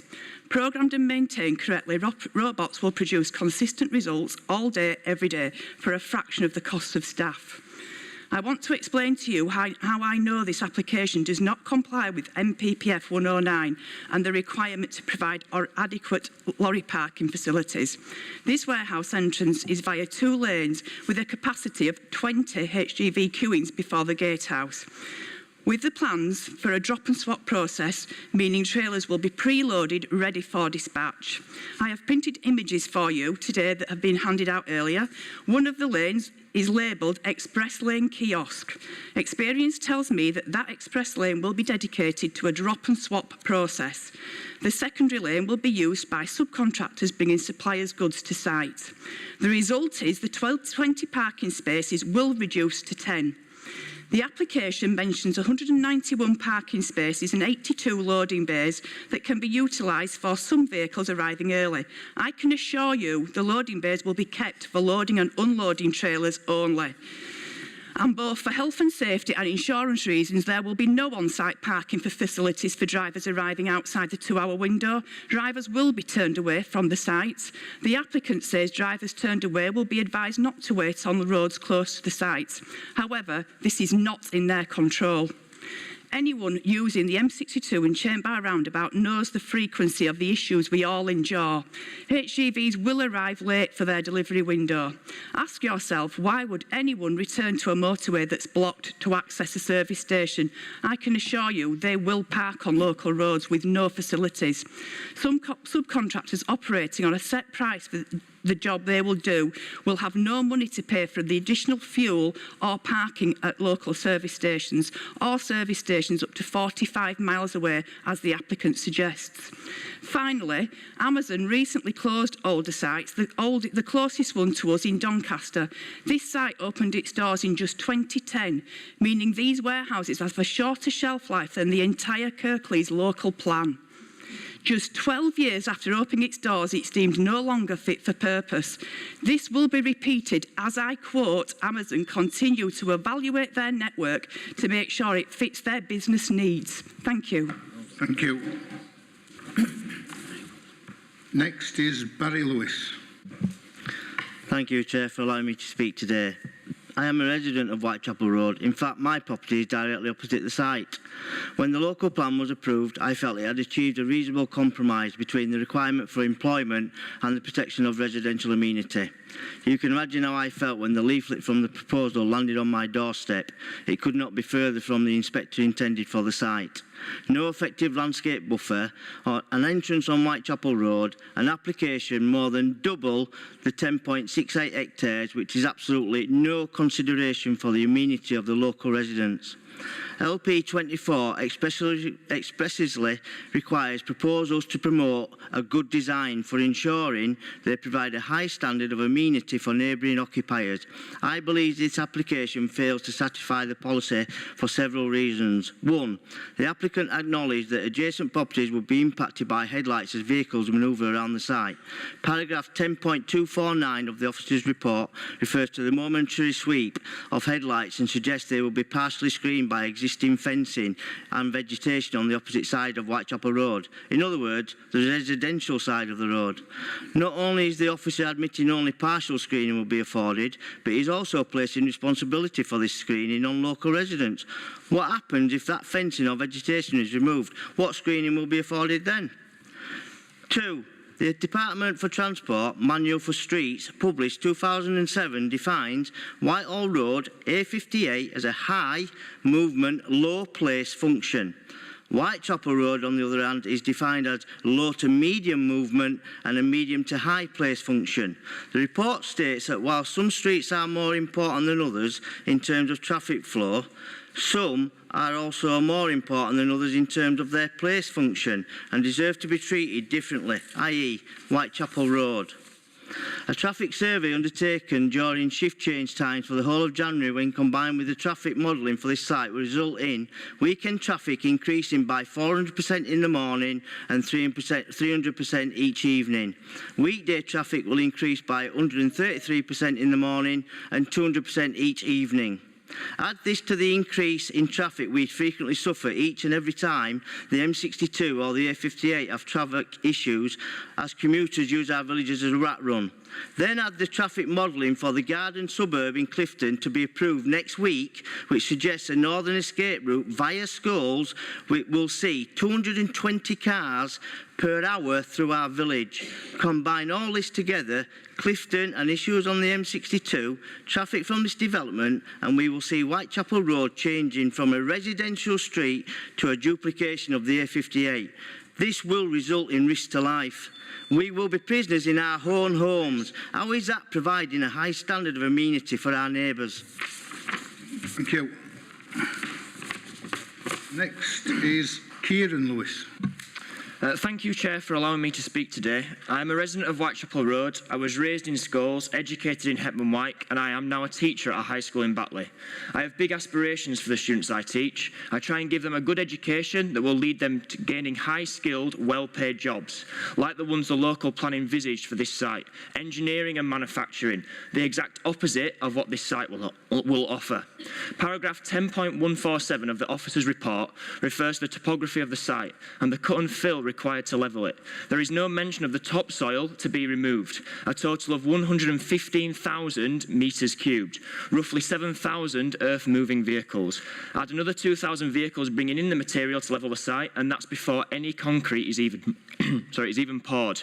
How can this be acceptable when we have declared a climate emergency in Kirklees? I currently enjoy walks on the Heritage Trail, the one that this application will destroy. I find it hard to believe that anyone thinks moving a footpath currently running through open countryside to one that will effectively sit along the hard shoulder of the M62 is acceptable. I also enjoy walks around the cemetery, frequently stopping for a quiet contemplation at the various Commonwealth war graves. The noise and intrusion of this proposal, will inflict on those spending time reflecting and mourning the loss of their loved ones is simply unacceptable. The officer's final paragraph states, with the proposed developments, harm mitigated as far as possible, given the constraints of the site and the quantum and layout proposed by the applicant. The officer is admitting the harm has not been fully mitigated. The reason for this is purely due to the size and scale of the building demanded by the applicant. From everything I have read in the national and local planning policies, it is evident to me that any proposed development must respect the landscape and area in which it is built. It is clear from the officer's statement the applicant is forcing the site to fit their requirements. Quite simply, this is the wrong way around. This is further evidenced by the applicant's landscape and visual impact assessment, which states, whilst there are levels of adverse effects, and these would be significant at year 15, these are limited to a relatively small number of localised properties, around 20. Planning policies carry the same weight if the impact affects 1 or 100 residents. We should all be afforded the same level of amenity. You cannot dismiss the impact just because there are 20 properties involved.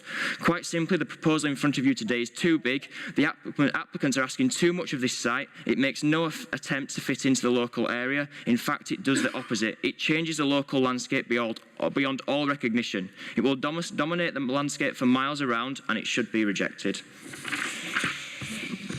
Thank you. Next speaker is Bill Blakeridge. My name is Bill Blackledge. I'm a chartered landscape architect of 40 years' experience and managing director of 2B Landscape Consultancy. I'm here to discuss landscape and visual effects. Our report for Save Our Spen noted numerous instances of the applicant's LVIA underplaying landscape and visual effects. Similarly, your officer's report states not all of the applicant's findings regarding impacts are accepted, and goes on to note that a range of receptors would receive significant effects contrary to the LVIA. The applicant dismisses these differences as variations in professional judgment, but their judgment is in a minority and in some cases does not accord with their own methodology. As to landscape mitigation, it is quite frankly rearranging the deck chairs on the Titanic. With one big difference, the Titanic sank. This building is going to rise 23 metres above the surrounding landscape. That is 5 stacked double-decker buses. So what difference will tree and shrub planting make to the views? After 15 years, trees will be not quite half the building's height and will have limited effects in the winter. For many views, planting will make very little difference. Regarding nighttime and lighting impacts, the officer report concurs with our concerns about lack of assessment and visualisation of nighttime effects and says, The proposed development would introduce significant lighting, visible from surrounding viewpoints, and, although not assessed in the LVIA, it is likely that this aspect would result in significant visual effects and material harm. This omission is contrary to established guidance, so why is it not there? And why no nighttime visualisations? Perhaps it's an oversight, or perhaps they would simply rather that you, the decision makers, don't have that information before you. Finally, regarding the principle of development, employment use is supported on this site, but is this particular form appropriate? The 2019 Inspector's Review provided an example layout showing much smaller units, which would be far easier to integrate into the site using smaller steps of cut and fill and the opportunity to plant across the site, not just around the edges. The site allocation states that residential amenity will need safeguarding through sensitive siting of buildings. That is buildings, not a building. It's clear that the site allocation did not have this single monolithic massive proposal in mind. This warehouse is of a scale matched to its business model and not a well-planned solution for the site. In conclusion, development is not the issue, but the nature of that development is fundamental. In non-technical terms, my professional opinion is that this development in this elevated position would quite simply be a massive blot on the landscape. Thank you. Thank you. Next speaker is Nick Willock. Nick Willock, planning consultant. At its heart, the planning system is about the right type of development in the right place. The overwhelming evidence is that this is the wrong type of development in the wrong place. You may have seen these colossal warehouses in other parts of the region. You tend to find them on perfectly flat sites in established business areas, away from residential properties. The fundamental problem here is that this is far from a flat site, hence the massive visual amenity and landscape impacts it will create. It is immediately adjacent to residential properties, causing serious harm to amenity and would overwhelm a quiet residential road on the edge of a village. The officer's report openly admits the scheme fails on numerous planning matters, but concludes the employment benefits outweigh those concerns. But hang on. Just because the land is allocated for employment, does that mean this council has to accept the most extreme form of development that could possibly be imagined for this site? No, it doesn't. Katie Child, the local plan inspector, didn't agree to this scale of the development. So if the democratic local plan process is ignored, and hence local people's inputs through that process are ignored, then the obvious question is, what is the point of the local plan process? It is a matter of fact the proposals do not accord with the principles set out by the inspector, and so conversely, you are entitled to decide as a matter of planning judgment to refuse permission on the basis of being contrary to policy LP 64. Furthermore, whilst officers recommend that the employment benefits tip the balance in favour of granting permission, the local plan has a projected lifespan to 2031, so you can have little doubt that a better employment scheme can and will come forward. There are solid grounds to refuse this application on the issues you have heard today, and your local plan policies are there precisely to protect the public from inappropriate developments like this. You are entitled as a matter of law to exercise your reasonable planning judgment and to decide whether or not the relevant factors against the development outweigh those in favour. Members, Amazon pride themselves in giving customers choice. Any product, any size, any colour. However, in this case, Amazon are providing you with no choice whatsoever. They have failed to take into account the local plan inspector's recommendations, they have failed to provide alternatives when asked to do so, and they have completely ignored the genuine planning objections of the local community. It's either this colossal monolith or it's nothing. But Kirklees deserves a choice. It deserves better than this, and it deserves a development in line with the principles agreed through the local plan process. The quality of life of a significant number of residents are in your hands today. This development will overwhelm them, their village and their local road network, and they can only sincerely hope that this committee does the right thing today and refuses planning permission. Thank you. Thank you, Nick. Next, Kim Leadbeater, you with us? I am here. Yeah. Can Yeah, fine, thank you. I could list more than 100 reasons why this proposal is wrong. Wrong for the people of Scholes, wrong for Batley and Spen, and wrong for Kirklees. But with only 3 minutes, I will be brief.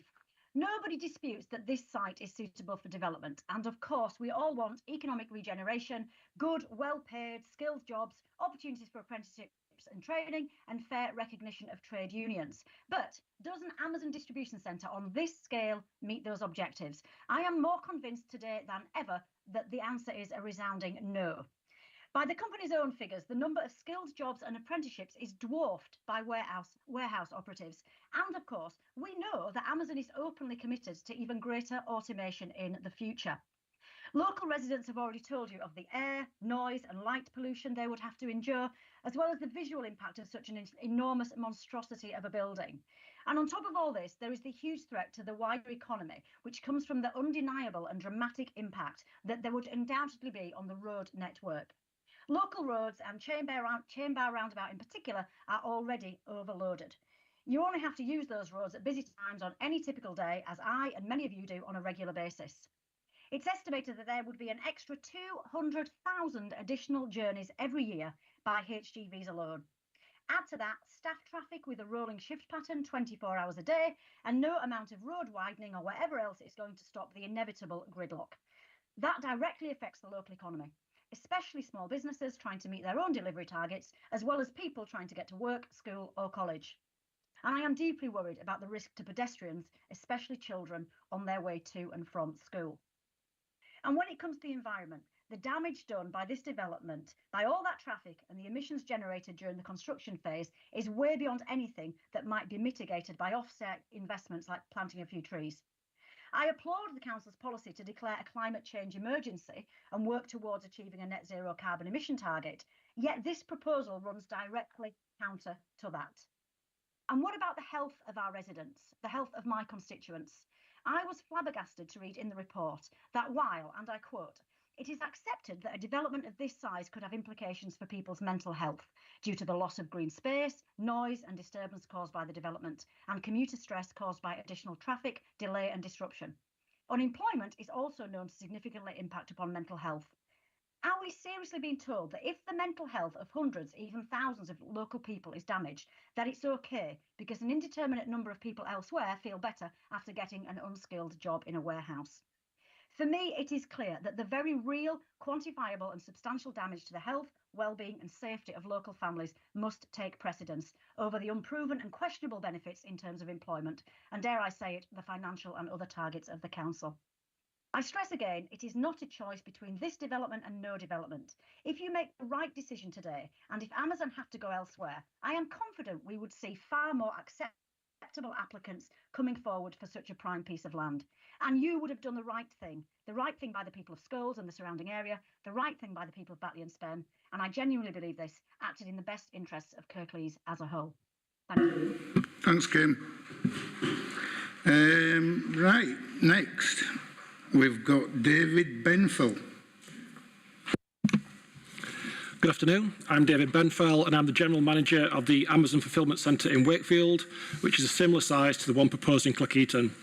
I joined Amazon 6.5 years ago as an operations manager, having spent almost 20 years working in the steel industry.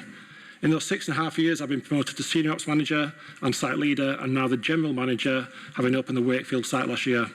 At Wakefield, we employ 1,900 people, from senior managers to IT and robotics engineers, to team leaders and people who pick, pack and ship customer orders. This number will increase over the next couple of years as the site reaches full capacity. Around 7 out of 10 employees live within a 10-mile radius of the centre. At Cleckheaton, there will be the same breadth of roles for local people to apply for. We will offer competitive pay and benefits with significant opportunities for people to learn new skills and to develop and advance their careers, be that within this fulfilment centre or elsewhere within our global company. We invest in our teams. Last year we announced 1,500 new apprentice roles, and just a few weeks ago 100,000 participants signed up for our innovative Career Choice programme. Career Choice provides funding for adult education, offering prepaid 95% tuition for nationally recognised courses.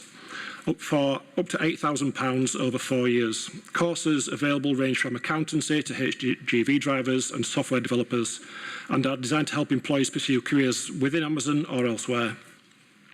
Cleckheaton will be a highly automated fulfilment centre, and with this technology comes new skills and opportunities for our electrical engineers. Our systems are so advanced that we need to train our teams in this groundbreaking technology. These skills just don't exist outside of the business. At Wakefield, we work with the local employment agencies to offer highly skilled jobs, as well as a wide range of managerial, administrative and operations roles. We're proud of what we've achieved in Wakefield. I'm personally proud to say that we have high levels of staff retention and job satisfaction. Thank you. Next is Sally Miles. Good afternoon. My name is Sally Miles. I'm a director at First Plan Planning Consultancy and the agent for this planning application. The proposed development of a modern storage and distribution warehouse building accords with the principle of the site's allocation for employment use in the Kirklees local plan. The application is supported by a comprehensive suite of technical assessments, including an environmental statement covering topics such as transport, noise, air quality, lighting, ecology and landscaping, along with many others. We are aware how important these matters are to members and residents, and a number of the technical consultants covering these key topics are attending this afternoon's committee and will also make brief presentations. We know councillors' and residents' concerns and comments made in relation to the supporting assessments. However, the application has been assessed by your officers and by statutory consultees, and during the consideration of the application, our consultant team has addressed queries and requests from these parties, ensuring a thorough assessment of the proposal. This has also led to positive amendments to the scheme. These include the introduction of green roofs to the office and car park deck and PV panels to the main warehouse roof, which amongst other measures provide sustainability, ecology and design benefits. The applicant also offered to reduce the use of Whitechapel Road, offering nighttime restrictions. We believe that the final proposals before you today represent a well-considered scheme which meets a modern operator's requirements and responds to the site constraints and site context and minimises impacts. The officers have considered the application in detail and have provided a comprehensive report which supports the proposals subject to the imposition of appropriate conditions. These include the provision of a number of detailed management plans, for example, a construction management plan, travel plan, and operational management plan. Amazon, as an operator, is happy to offer these plans, which will ensure that Kirklees Council is able to monitor that the site is managed effectively. As explained by Amazon's David Benfell, this form of building generates significant employment opportunities. Amazon has provided an initial employment skills and training plan and has confirmed its willingness to work with Kirklees Council to secure this document through the Section 106 agreement. The proposed development represents a significant opportunity to optimise the potential of this employment allocated site, which once developed will provide a significant boost to the local economy. We welcome the officer's recommendation to support this application for major local investment and request that members also support the proposals. Thank you, Sally. Next is Ian Dix. Thank you. Good afternoon. My name is Ian Dix and I'm a director at Vectos who provide transport-related advice to the applicant.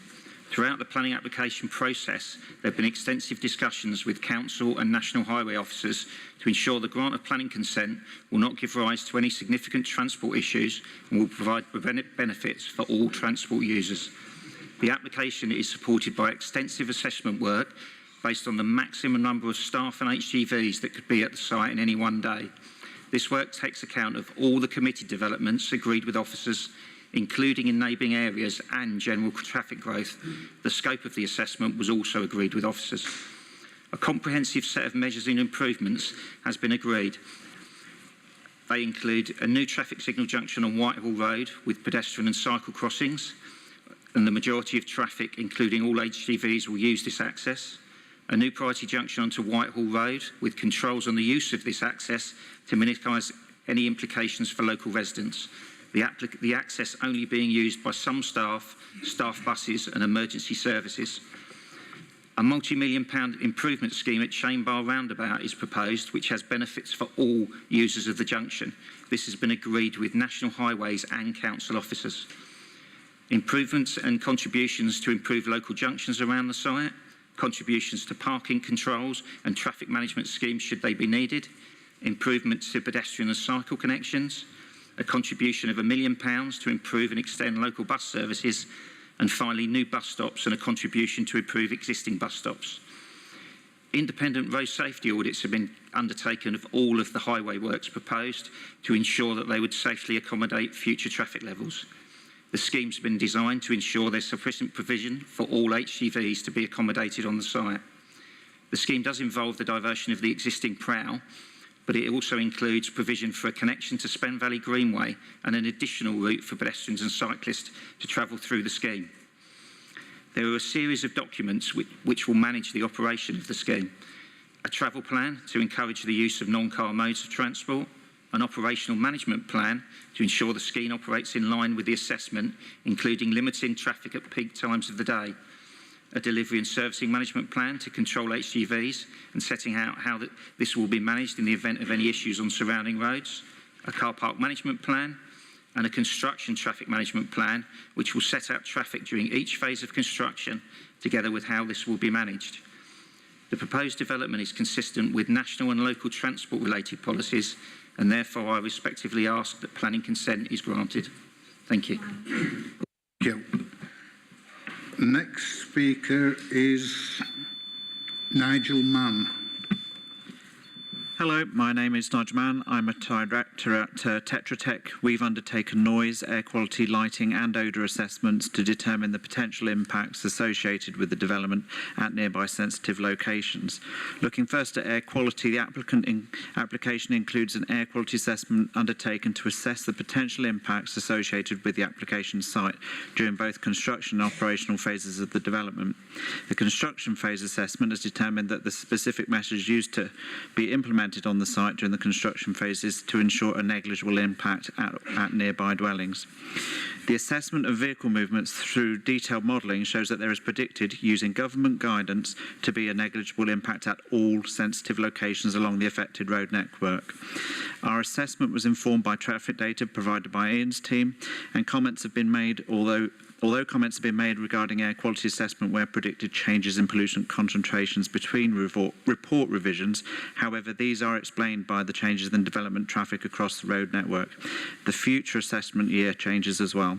Our assessment shows that the national air quality objectives will not be exceeded as a result of the development. Additionally, the scheme includes measures outlined within the travel plan which will reduce the potential impacts across the road network by discouraging single occupancy vehicle movements, encouraging walking, cycling, sustainable transport and the use of electric vehicles. Moving on to noise. The noise impacts of the proposed development on the nearest sensitive dwellings have been assessed assuming the unlikely scenario of all potential noise sources operating simultaneously in any 1 hour during the daytime and any 15-minute period during the night time. The mitigation in the form of the bund and the acoustic barrier has been designed to reduce the noise impact to the existing dwellings around the south of the site. Predicted noise levels, including any clatters and bangs, are below the British Standards guidance for internal noise levels at these dwellings and therefore below the significant observed adverse effect test required by the national planning guidance. The impact of noise from increased road traffic on the surrounding road network due to the development has been assessed and again predicted to fall below the significant observed adverse impact test as required by the national guidance. The effects of worst case staff vehicle movements associated with staff vehicles during the seasonal peak periods have also been assessed on the access road leading from Whitechapel Road, and these effects are considered to fall below the significant test. Despite compliance with the national guidance, the southern access to the development during the night time period has been restricted all year round to arrivals by staff bus only. The impact of worst case construction noise and vibration has also been considered. We have also assessed the impact on the cemetery and the footpaths and the ecological receptors, which are all within guideline values. Just then, turning to lighting, the impact of glint and glare from the proposed solar panels has been assessed up to 2.5 kilometres from the site and considered to be low risk. A headlight glare assessment has also been undertaken. Thank you. Thank you. Next is Brett Coles.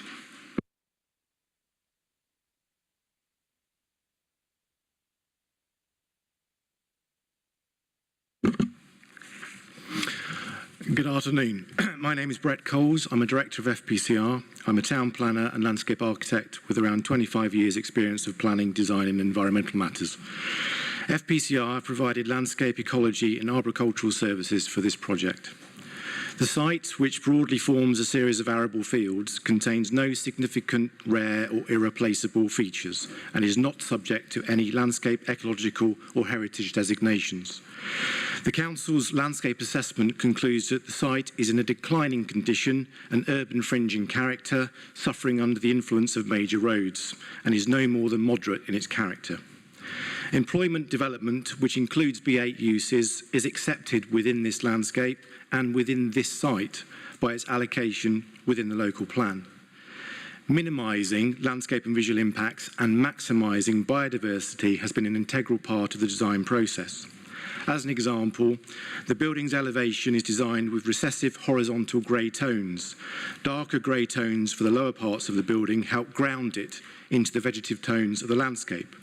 And much lighter tones on the upper parts would give the perception that the building is receding into the sky. This elevational design is a widely used mitigation approach for buildings of this type. Substantial areas of new woodland, around 3 hectares, together with landscape bunds, hedgerows and trees, would provide a well-treed setting that would filter and soften views of the built development and its operational areas, with visibility lessening as planting matures, as demonstrated by the photomontages. The design maximises on-site biodiversity, new broadleaf woodland, native trees, species-rich hedgerows, grassland meadows and green roofs all combine to deliver a greater range of habitats than currently found on site. The proposal will provide enhancements for local wildlife. We have committed to deliver a 10% biodiversity net gain, which will be secured through the Section 106 agreement.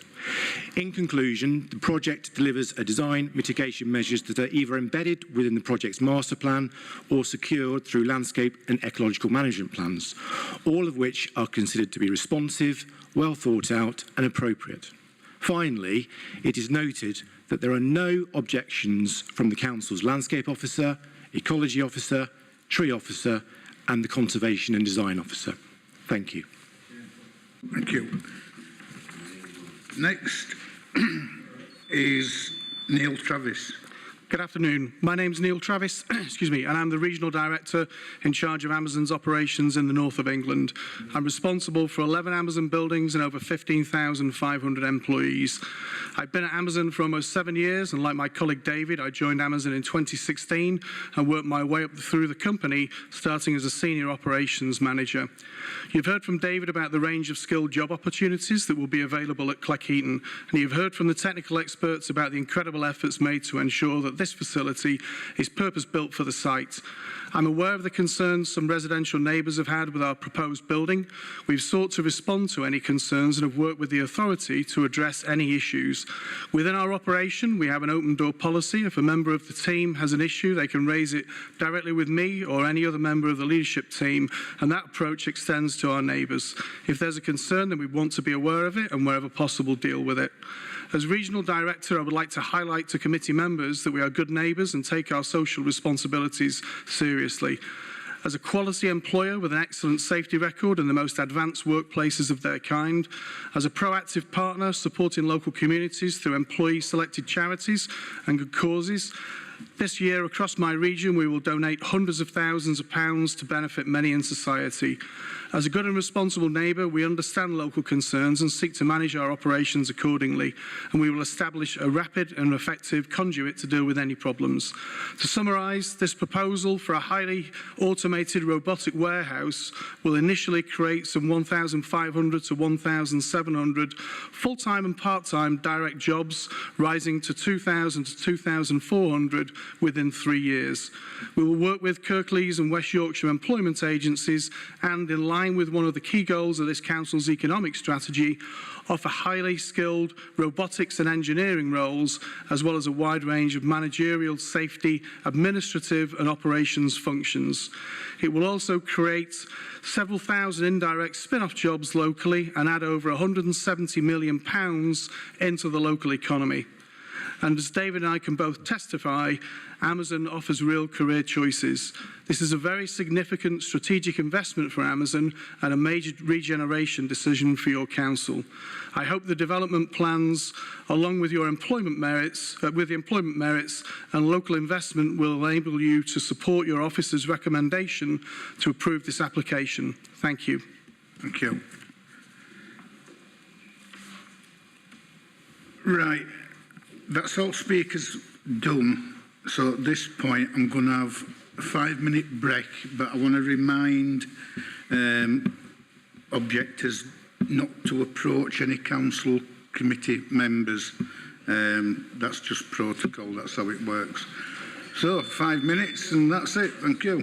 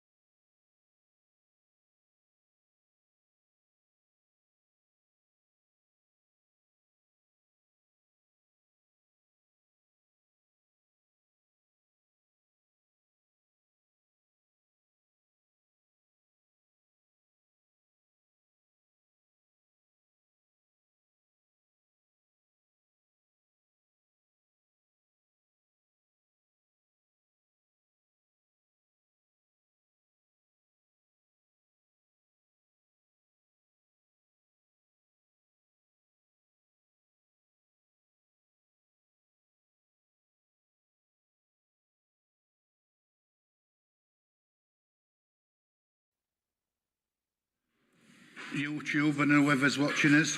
No, good to go. No, we're good to go. Right. Members, it's over to you. Councillor Pinnock's got his little pinky up. Then Mark. Thank you, Chair. Before I go on to the sort of substantive part of what I want to say, I have a number of questions which don't seem, and a comment as well. Because the thing that most worries me about this is when I saw the report, the very first word in the recommendation gave me pause for thought, and that is delegate. I get a bit worried when I see that word, because it usually means there's something missing that is required to be put in at a later stage, so that it needs to be delegated to officers to make the final decision based on what the committee says. But generally speaking, it's far better if the committee does all that itself, frankly. That's a comment, but the questions, the phrase conditions stage appears a number of times in the report, and I don't know what that means. There is also not enough information for my benefit on what I could only describe as the quarrying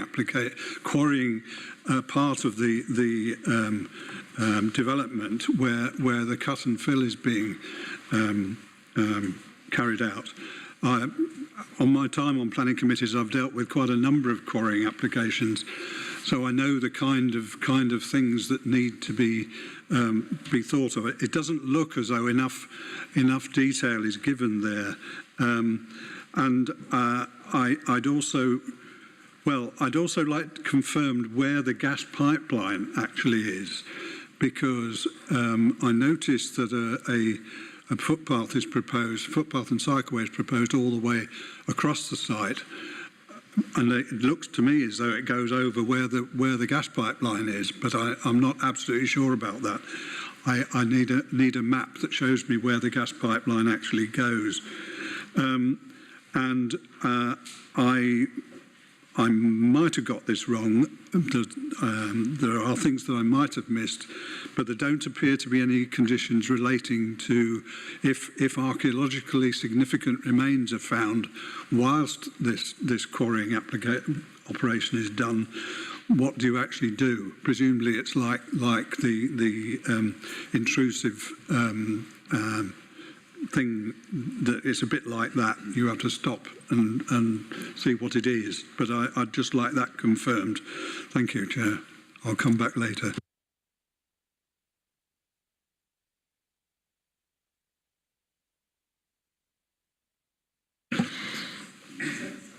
Thank you, Chair.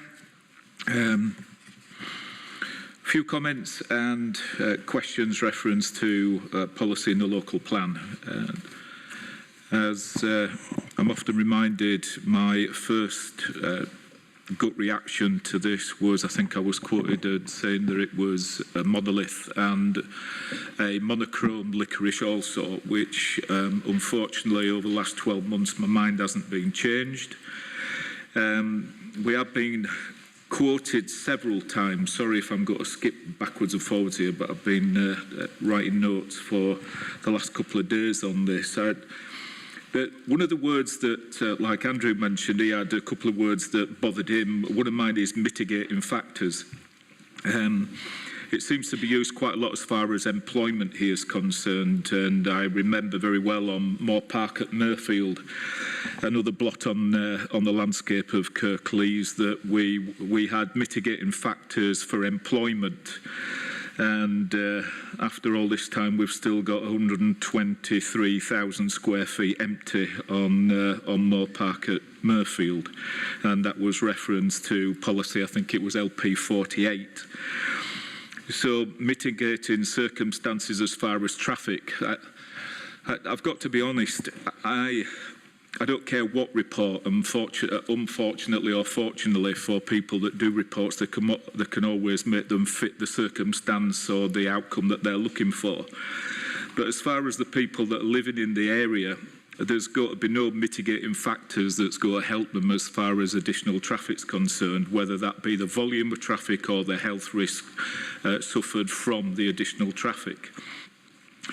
There's then the mitigating factor as far as jobs are concerned. So consider the number of jobs, but what we also seem to forget is in Kirklees we say that we're open for business and we're encouraging small to medium-sized businesses. I just wonder how many small to medium-sized businesses Amazon has affected over the last 10, 15 years. As we see the demise of village stores, towns, town shops, and also chains that have closed down in places like Huddersfield. How many of those have been affected by Amazon rather than contributing, being a contributing factor of employment? So that was another thing that I wanted to mention. Also, Amazon's closed down, I think it's 3 warehouses plus 7 delivery sites, one in Doncaster. So is Yorkshire really any better off as far as opening this monolith is concerned? Also, the Plainfield Fulfilment Depot is 18 months behind schedule and still not open and still no staff employed. That's 18 months after they got planning permission. I think I heard reference to fixed-term contracts or no fixed-term contracts. I'm not sure what the policy is there, but are we really getting the employment that we require and that was on the first, in the local plan for this land as far as jobs are, that we were considering or hoping for on that plot of land? I think the original was B1, B2 and B8. I think it was mentioned several times this afternoon. So are we moving away from the manufacturing and light industrial and what I would class as just going back into factory fodder as far as employment's concerned? I hope not. And the other thing that was mentioned by some of the advocates of this site was reference to the jobs, again going back to the mitigating factors. I've got to say, as a committee member here, is that I'm not really interested in the people it might help.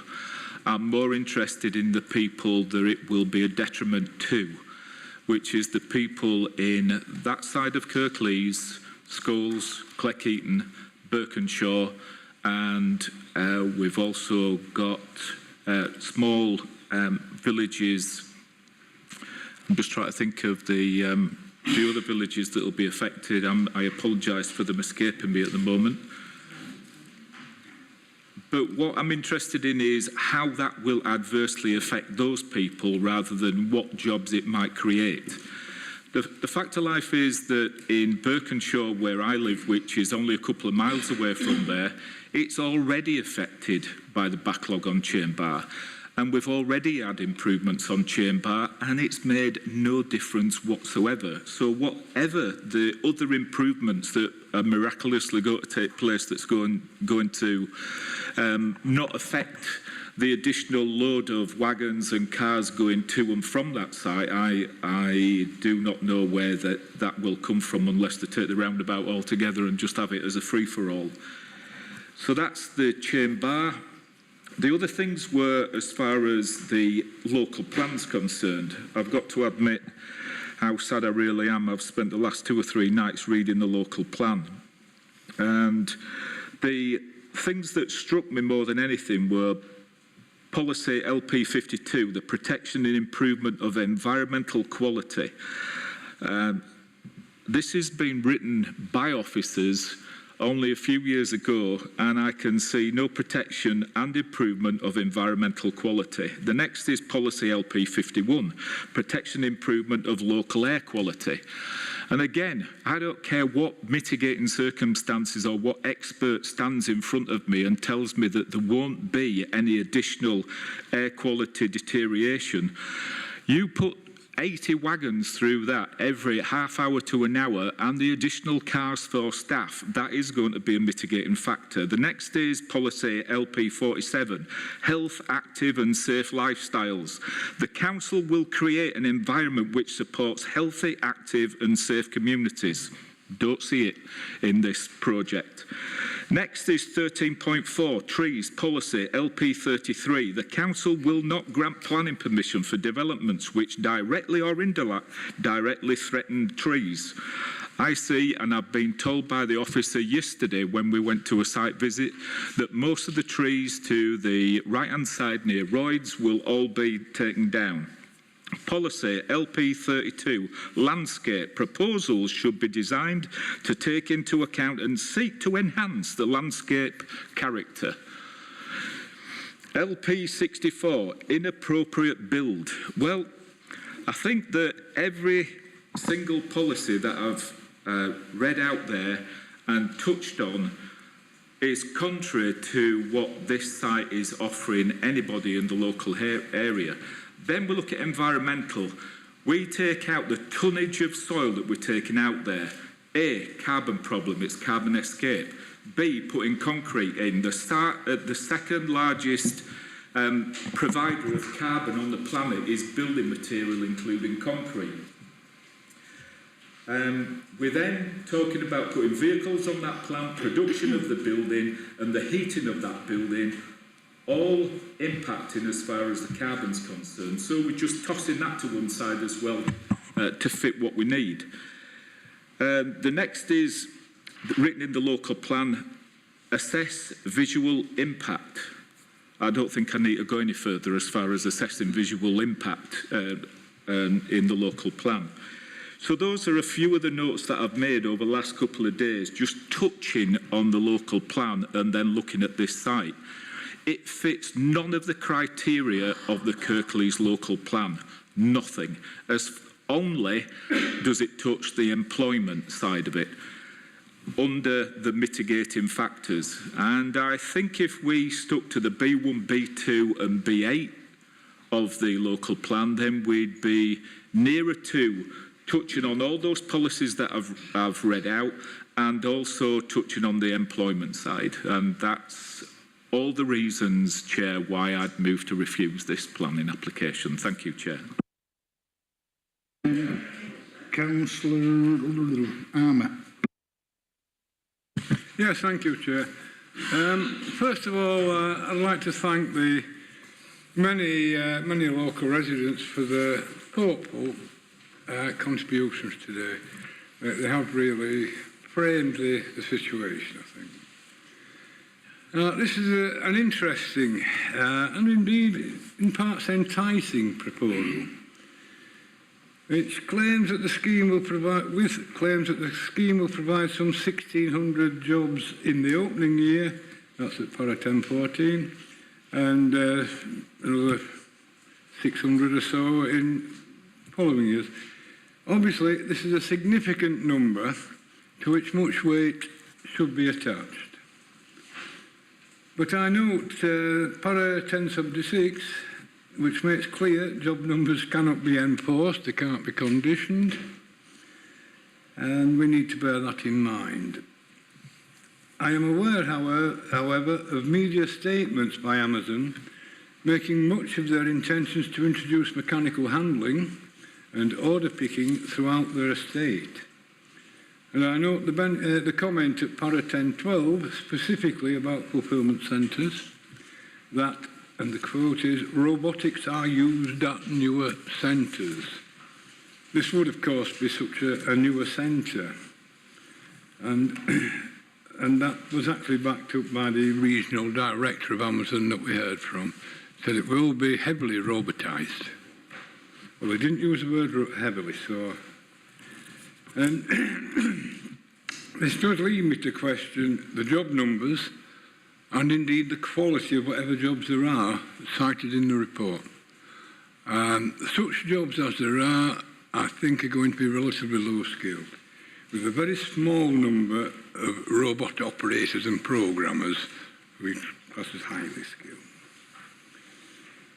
So really are the numbers that we have in the report Are they serious projections, or are they just an aspiration just to make the application look better?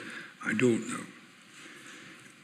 Paragraph 1017 assures us that recruitment will be locally focused.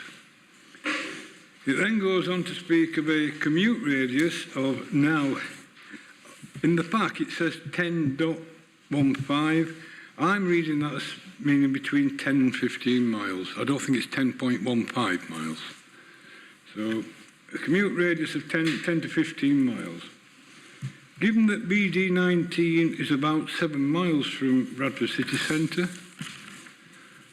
it is clear that a commute radius of such a size does not inspire confidence that a significant proportion of recruits will live in Kirklees, and thus further the Kirklees economic strategy, because if they're taking their money out of the borough, they're not furthering our economic strategy, let alone be what I would consider local residents. This view is reinforced by para 5.8, which indicates an intention to provide parking spaces for in excess of 850 cars, that's staff parking spaces. Given the proposed shift patterns, this relates to well in excess of 1,000 extra car journeys to and the same number from the site in a working day. Although this proposal would presumably generate business rate income, government may at any time review the business rate scheme, and I believe they are doing. There is no guarantee of significant future income for the borough from business rates. So just to recap so far, there are potential future gains to the borough in the shape of some 1,600 jobs, possibly 2,000 a bit later. But these are not guaranteed, and there's a prospect of financial gain through business rate income, but again, this isn't guaranteed either. These potential benefits need to be seen in the light of the potential of future advances in robotics to reduce the need for employees. And that is certainly an aspiration, as we've heard, that is an aspiration of Amazon, do away with the people on the shop floor, put robots in. That's the way they want to promote their business. And the fact that government has signalled that business rates may come under review, I've no confidence that we'll have the economic benefits that are suggested. This scheme has attracted a very large number of comments, close to 2,000, of which an overwhelming proportion are objections. These are many and varied, but it is clear from the officer report and the summaries that in one form or another, increased traffic, and I include air pollution in this, is a major theme. And I find it difficult to ignore these submissions. It's clear that the local road network is unsuitable for the large number of vehicle journeys which this development would necessarily produce. There would firstly be the journeys of at least 1,000 more cars associated with the employment projections of staff, coupled with the additional bus services which the applicant foresees. And given that this is an intermediate facility, it's also likely that there will be a large number of non-HGV commercial van journeys as goods are transferred onwards to sortation centres. So we've got HGVs in. I think it's likely we'll have quite a large number of smaller commercial vehicles going out. The applicant's own seasonal peak figures at paragraph 10.265 indicate 96 two-way HGV movements, but with 0 such movements between 9 a.m. and 5 p.m. I'm unsure if this really means no HGV movements between those hours, but I suspect that there will be a large number of extra HGV journeys throughout the day. I don't see it all shutting down between 9 and 5. I really don't. To add to the car, van and bus figures, I note that the report at para 10.272 seems happy to accept that at least one nearby road junction will operate above capacity. Now, that's a strange phrase because capacity means it can't go any further. You can't be above capacity. You might be above planned capacity, but you can't be above capacity. But I think the local road network is incapable of accommodating all the extra traffic which will be generated. Added to that are the very real concerns surrounding the train bar junction. Peak hour congestion there is endemic, and there clearly is no margin to deal with an interruption to traffic flow. One little bump and everything grinds to a halt. This does not look like sustainable development to me. That's a key phrase, sustainable development. I don't think it's sustainable. Even in the light of some proposed improvements we've heard, but they're relatively minor, I suggest. Moving on from traffic, I'm concerned about the size of the proposed development, which goes well beyond that envisaged in the local plan and quite a long way beyond the comments of the plan inspector. The design is uncompromisingly utilitarian, and indeed, I would say brutalist, and I think it would be detrimental to the visual amenity of residents and visitors, and I am really downplaying that. I think it would be an absolute eyesore. And, along with traffic, the development would have an adverse effect on the residential amenity of neighbouring residents. Many aspects of the proposal amount to, I think, overdevelopment of the site, even by definition in the local plan. It's overdevelopment. And I found the statements by Kim Leadbeater MP at para 7.3 and jointly by Councillors Kath Pinnock and John Lawson at para 7.9 to be particularly persuasive. Both contributions are detailed and well argued. They speak effectively against this proposal, and personally I recognise that there are potential economic benefits, but I am not at all persuaded that these benefits accord with the Kirklees economic strategy. It appears to me that it's very likely that many of whatever jobs are generated will go to people who are not resident in Kirklees. And thus we would be exporting a significant proportion of any economic gain to Bradford, Calderdale, perhaps further. I'm not at all impressed by the speculative comment at para 10.105, which speaks of a possibility that staff commuting to and from the proposed warehouse may break their journey in order to patronise local businesses in Scholes and Cleckheaton. Even if some did, the odd packet of fags in a newspaper is not going to amount to economic enhancement. I do not believe that this proposal goes at all far enough to meeting the aims of the Kirklees economic strategy. I don't think we get that benefit.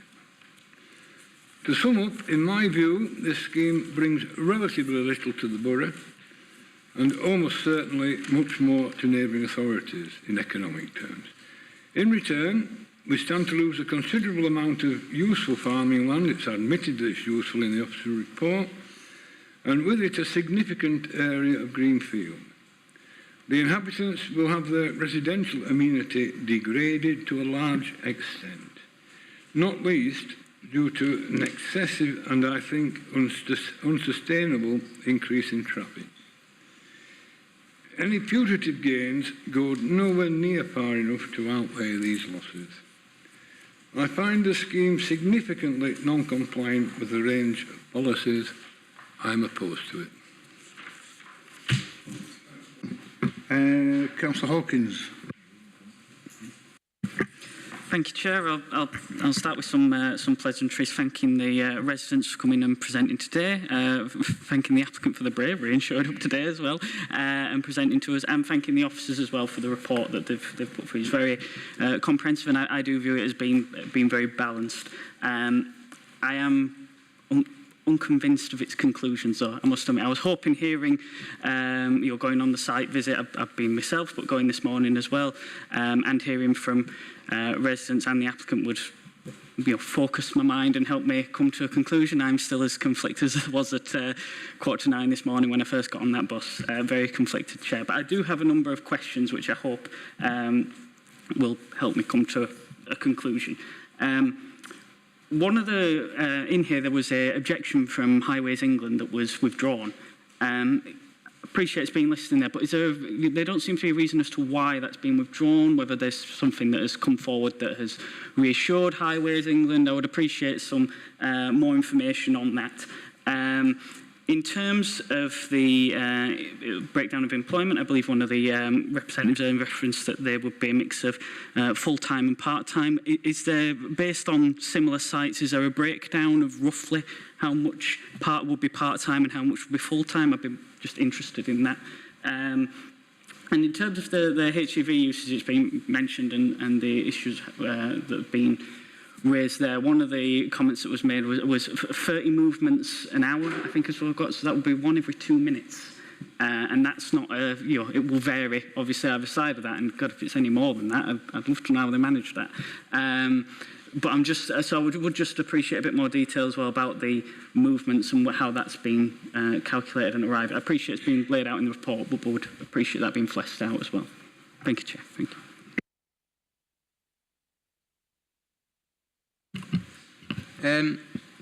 Yeah, thank you, Chair. I mean, I think similarly, I've only sort of looked at this application in the last couple of weeks, and I know that I'm on the committee, so been listening intently and going to the site visit today was very helpful. Just a couple of thoughts from me. I think in terms of the highways impact, I'm not as drawn to that argument that's been made on that. I think ultimately we want to reduce traffic, we want to make the economy greener, but I would have thought that in terms of freight and this type of activity, that's something that is going to continue in the short term and for a while yet. And actually I don't buy the argument that if you put a facility like this further away from the motorway junction, that somehow improves traffic, because those vehicles presumably still need to get to the motorway. So wherever that is in the locality, that freight exists because this is the nature of how we are as an economy, and the fact that we buy products from companies like Amazon and others, and online transactions and so on. So I feel that I can see actually logically why that site is desirable to the applicants in terms of access to the highway network. I think, to me, obviously, as is mentioned in the report, it's a balanced decision based on I think for me, based on the amenity of the residents against the economic impact. I think when we look at it, I understand the points being made, and I can see the difficulty on the economic benefit, because we can't 100% say what the exact economic benefit will be and what jobs there will be. And the other problem we've got is that when we look at these applications, we're not looking at a number of different options. We're looking at one option that we have to assess. We don't know what else would come forward. We don't know if a future scheme would have better employment opportunities, worse employment opportunities, or just whether nothing else would come forward that would be viable on that site. So I think it's quite difficult for us, because it's not like we've got a comparison to make. So some other scheme that's offering even much better economic benefits. I think the bit I was concerned on the amenity side of things, when I understand the point that's been made around what was discussed at the local plan and hectares and all this and the size of the development. The way it appears to me, though, is that this development is effectively the entirety of the site. So whatever was meant around that discussion, if that discussion was a smaller scheme, this clearly isn't a smaller scheme because it's the entirety of the site.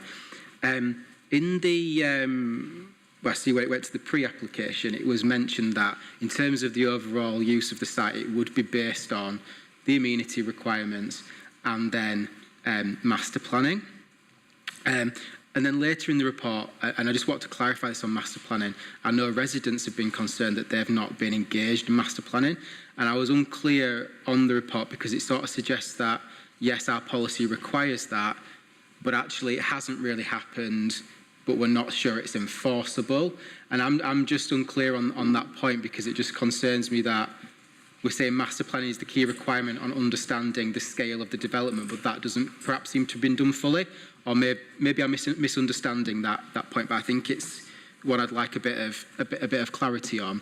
And the other thing, just on the same point, is that when we have the reports, generally, what we usually see, or what I'm kind of used to seeing, is some negotiation with the applicant about the size and scale of development.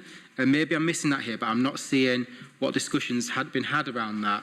And you know, I don't know, I can't find anything that tells me why something needs to be 350 metres as opposed to 250 metres or 300 metres in size. And I think that would help us understand that, because what is the nature of the site that big? Is it to do with capacity? Is it to do with a complete lack of viability of a slightly smaller development, which would help with those separation distances and amenity? So anything we can provide on that, because that's where my concerns are. Thank you.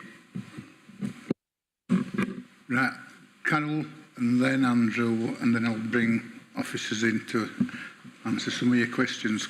Councillor Pattison. Thank you. I haven't really got any questions, just comments really.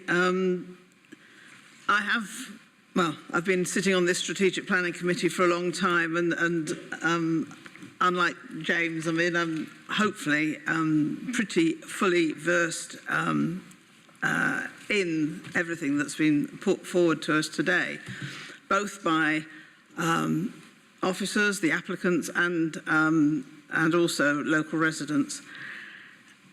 I have to say, an awful lot of hard work on behalf of everybody, as I say, applicants, officers, local residents, has gone on for the last 2, 3, 4 years even.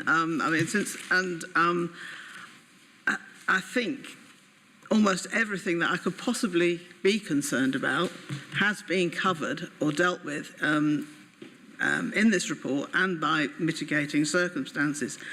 Yes, it is very, very large. And yes, there are some increased vehicle movements. I think, like James just said,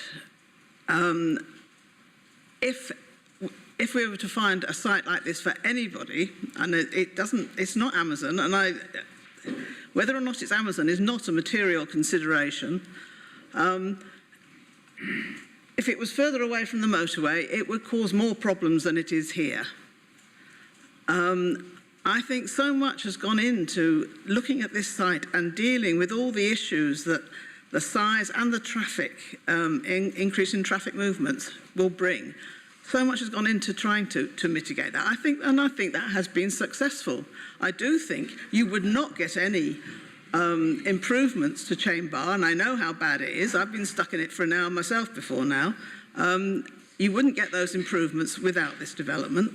I think somebody else would come along. This is employment land. Somebody else would come along and possibly, as James says, we don't know. And that, again, is that we've got this application in front of us. That's what we've got to look at. But it could be somebody worse. It could be somebody better. We just don't know. When I say somebody, it could be a better or worse application, not somebody. I'm very sorry, really, to hear, and I don't really want to say this, but I'm going to, the political predetermined speeches that we've just heard from my colleagues on the far right here.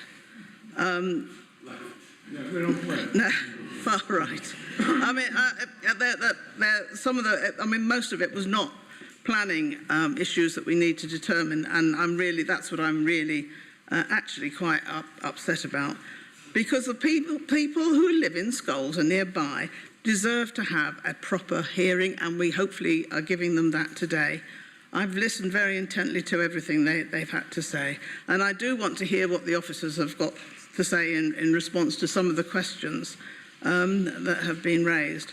But I'm finding it very difficult, albeit that I agree it's a very large building and it will increase traffic, when you see that there's absolutely not one statutory or non-statutory consultee who objects to this proposal in any shape or form. If there were any objections originally, the mitigation factors have been put into place, the conditions are well set out, and thoroughly deal with all those factors. So I will listen to what the officers have to say in response to some of the things, if I may. Yes, I was on a point of personal explanation, if I may. My decisions at this committee are not in any way political. They are not inspired by politics. I am not a member of the cabinet that's already predetermined this application, and I have based my input and decision on the evidence. Thank you.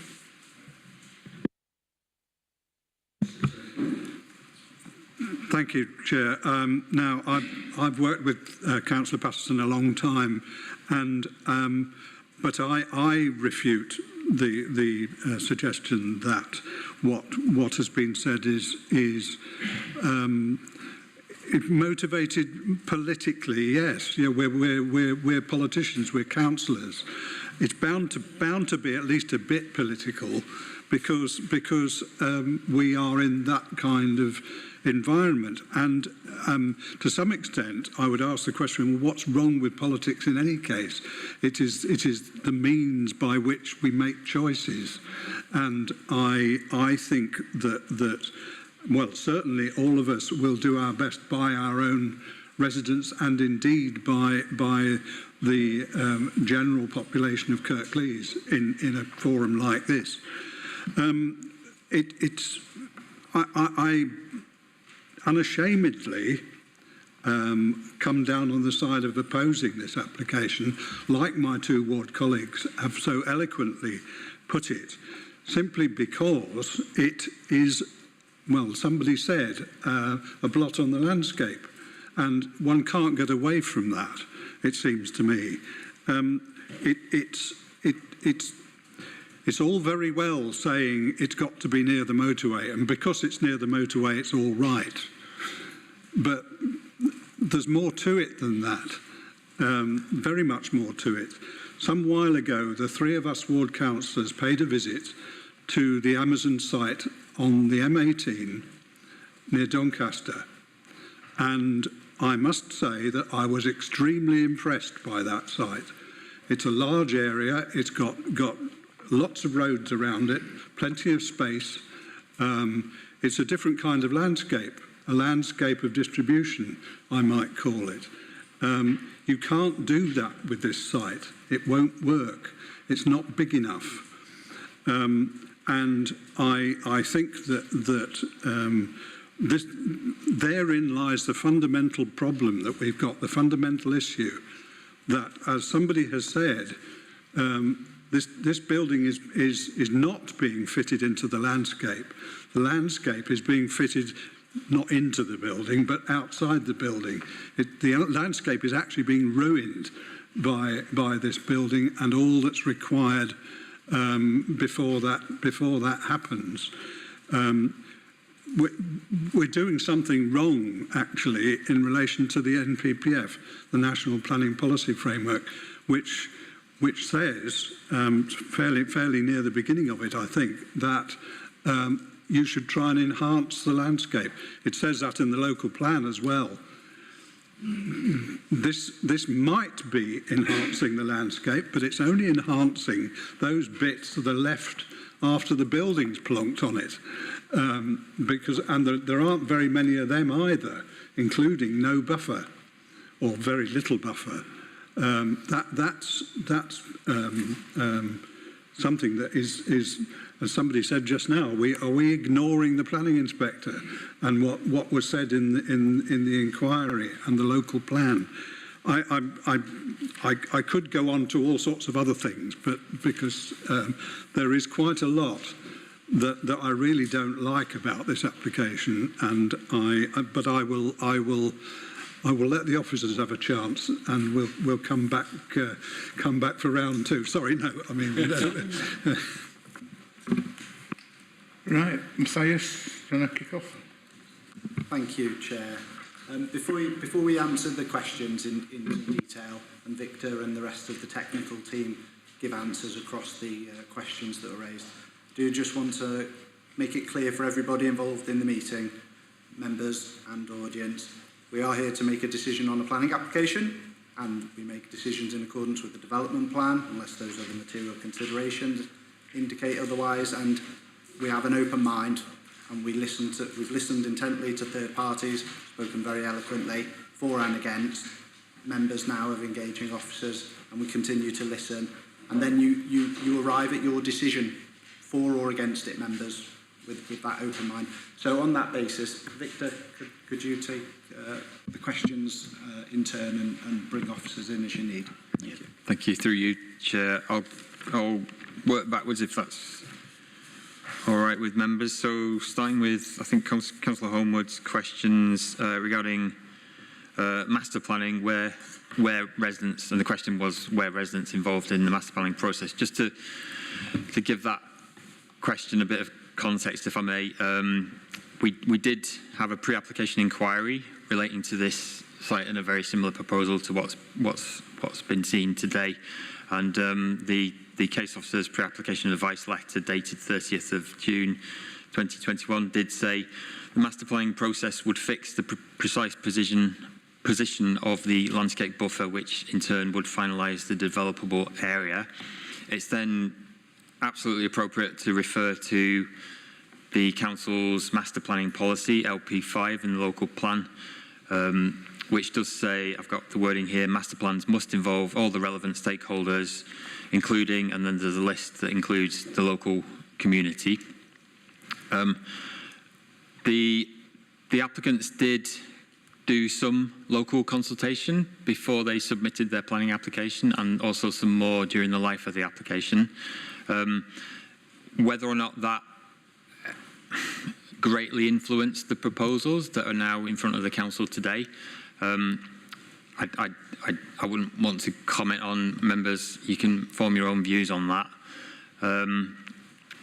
What format that consultation took, it's not really for officers to give advice on, because policies don't say what format that consultation with local residents should take. Neither does the MPPF. It encourages consultation with local residents but doesn't specify how that should be done. Regarding negotiation during the life of the application on a pre-application stage on the size and scale of the development, my understanding is, it's a little bit before my time being involved in this application, but my understanding was, or is, that the application was presented as a proposal by the applicants, and that they wanted the council's decision on this proposal because they're of the view this is what they need and require of this site.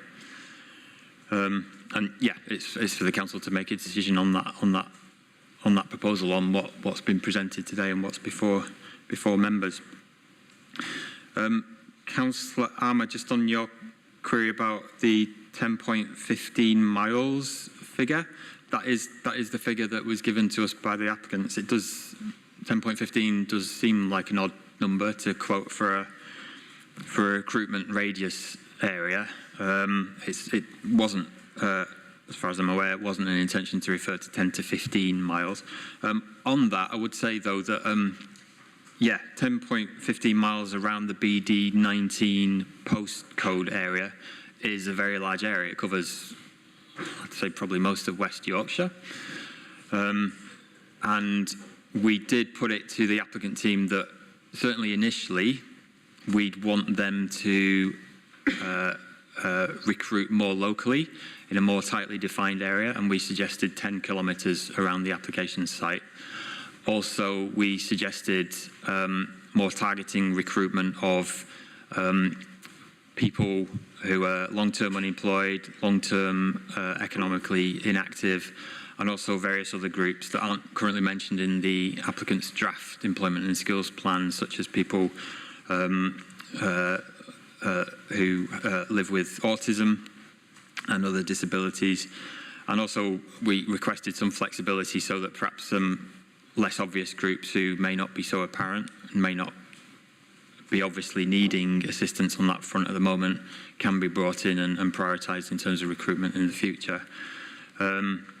We also suggested prioritising recruitment, at least initially, in areas where high levels of deprivation have been noted as part of the government's ongoing analysis. So if planning permission is approved, we'd expect to include all that in the employment and skills plan. Councillor Thompson's. Sorry, I've missed out Councillor Hawkins' question. Sorry, beg your pardon, Councillor. Highways England or National Highways, they're holding objection. You probably know from other major applications affecting the strategic road network, National Highways do fairly routinely submit holding objections, and it's their way of making sure their concerns are resolved before any planning permission is granted. And so they did the same on Chidswell, Bradley Villa Farm, various other applications that this committee has dealt with in the last few years. The reason why they withdrew their holding objection recently is because of do you remember the plan that was shown earlier on of the improvement works proposed at that junction 26 of the M62? That took a long time to thrash out. There was a lot of discussion between the applicants and National Highways and also our highways officers as to whether or not that was adequate and whether or not it worked. And eventually that culminated in National Highways saying, yeah, that scheme as now designed is okay in principle. We're comfortable with that, subject to conditions, and also the conditions took a while to thrash out the wording of. And that's the result. The wording of the conditions set out in the committee report, the ones that refer to National Highways as a quantity, and the result, was that National Highways withdrew their holding objection. Question about proportions of full and part-time employees. We did ask the applicant that, and they haven't been able to provide an answer for us yet. Question about HGV movements. I think I might, sorry, through you, Chair, in a minute, I might just defer to Highways colleagues to answer Highways-related questions. But we haven't forgotten about that question, Councillor. So, yeah, jumping to Councillor Thompson's comments, I think the only question I noted was about B2 use. That is answered in the committee report. Employment site allocations do allow for a range of B uses to be approved at those sites, including B2, including some B1 uses, but also including the B8 use that is proposed as part of this development. And then Councillor Pinnock, just working backwards through your points regarding archaeology, the West Yorkshire Archaeology Advisory Service advised that no conditions regarding archaeology were necessary for this site. They have advised conditions be applied on other sites, but for this site, and they did for this site as well, but then the applicant carried out a site investigation, prepared another report, submitted that to the council and to WIAS, and they concluded that the level of archaeological interest at this site was not so great as to warrant further site investigation being carried out. The location of the gas pipeline, I do have a drawing, quite a detailed drawing specifying where the pipeline or pipelines run through the site. We can show that if Chair agrees. It is online though, it has been online for a while. It was attached to one of Northern Gas Network's earlier consultation responses. And if need be, we can try and put that up against a site location, a site plan. I think we need to ask the Chair if he's okay with doing that. Oh, you did? Okay. Might take me a minute. Maybe, Chair, if we can come back to it, because I'll be fiddling, and then perhaps Highways can respond and I'll bring it up. The references in the committee report to matters being addressed at condition stage, Councillor Pinnock's query there. I wouldn't say the 52 conditions recommended are unusual in their depth, their topic range, or their number for a scheme of this size. Possibly there's more than you might expect for a B8 development, a typical B8 development. because of there's a few extra plans that we've recommended be secured, like a car park management plan, delivery and services management plan, not all of which would be necessary for every kind of B8 use development. And then finally, the word delegate at the start of the committee report, that is just typical wording. It is the director who issues the planning permission rather than this committee. Obviously, the committee makes the decision, but the decision actually goes out in the name of our director. Hence the word delegate, and hence the authority to delegate the issuing of that decision to that senior officer. So I will hand over to Highways. I should mention as well, Chair, we do have various other colleagues present, including colleagues from the Council's employment, business and skills side, who might be able to give advice on the economic issues that have been covered today. Highways. Through you, Chair. Adam Darwin, Highway Development Management. Just in terms of the HGV numbers, they've been determined based on the survey data at the similar site in Durham. The HGV numbers vary over the day, but I think it's been predicted that up to 26 HGVs in an hour. Now, the access to the service yard has been designed to accommodate that level of throughput, so there should be no issues at the site access. The site will operate a delivery and service management plan that has extensive details on how they would operate. That would be secured by condition, and would also have a requirement that if any issues did arise, that they would need to agree to or look at other measures to address that issue. But in terms of the 30 HGV per hour, the chain bar improvements have been designed to mitigate that level of traffic throughout the day. So the improvements have been designed to accommodate that.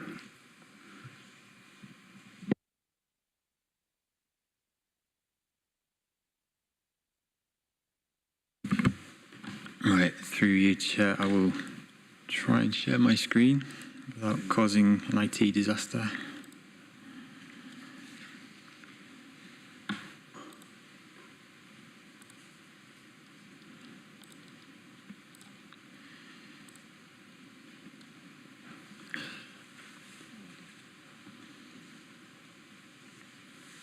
Right, so obviously the image on the left is the plan from Northern Gas Networks. I can zoom in if need be, but the orange lines, I think they are, show the lines of the pipes beneath the site, and you'll see, as I mentioned on the site visit today and yesterday, if you're going from south to north, they cross or go beneath Whitechapel Road, then they veer off westwards towards the cemetery, then run along the site boundary. Some go straight north up to the gas distribution station, some carry on up towards Whitehall Lane and cross underneath or pass beneath Whitehall Lane, where the footpath currently meets Whitehall Road.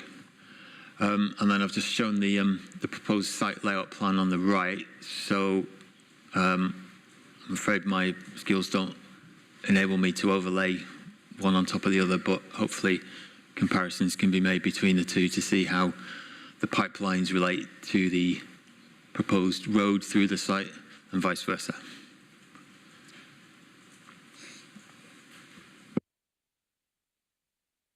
Sorry, Chair, could I just check, because it looks to me as though at one point that pipeline goes under the road. Is that access not? I mean, I know it goes under Whitehall Road, but the internal road,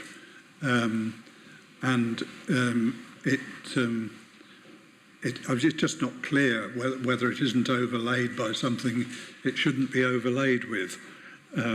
That's what I've been concerned about. Somebody raised this point with me, who I spoke to a few days ago. The two maps didn't seem to match up in terms of where the pipe went. But to some extent, I guess that it's a question of scale and being able to ensure that, if necessary, and of course, if enough money is paid, you can move it. I just wanted to know what it looked like. And I'm sorry, I didn't have an answer to the quarrying question. You know, the removal of the material from the centre of the site.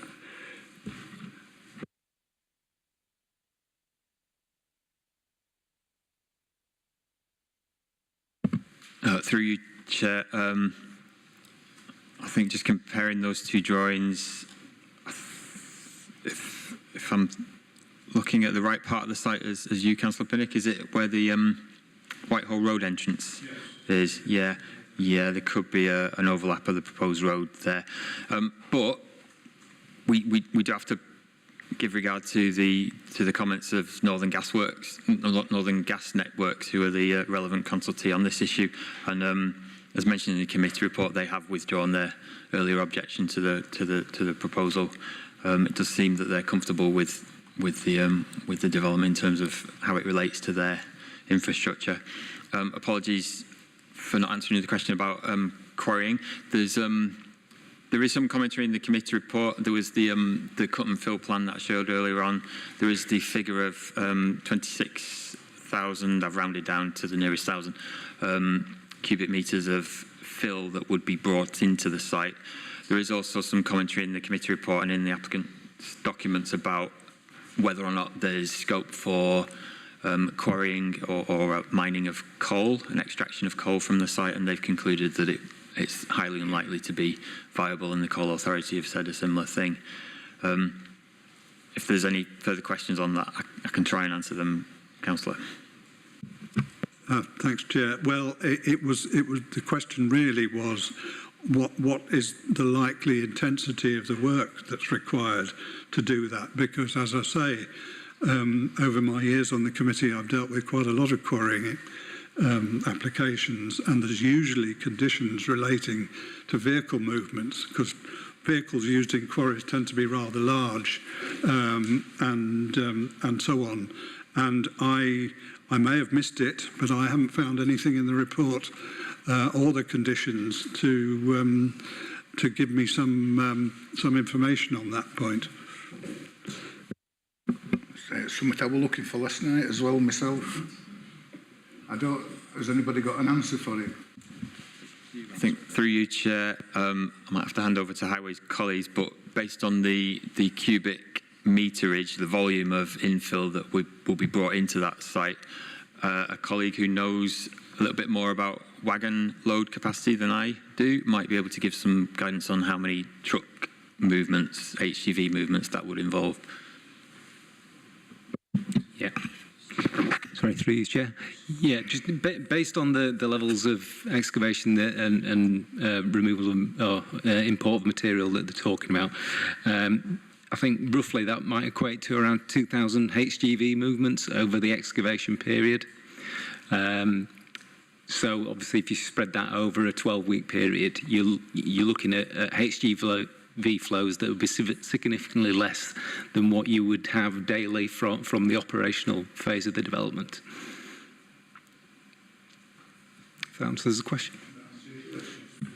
Well, not exactly, because there will be movements of vehicles within the site, and I want to get some handle on to what extent is there earth-moving machinery and lorries move. Well, it will be moving it around.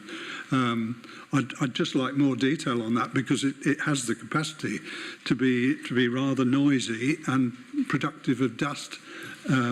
For instance, so and it's really not dealt with in here when to me it should have been.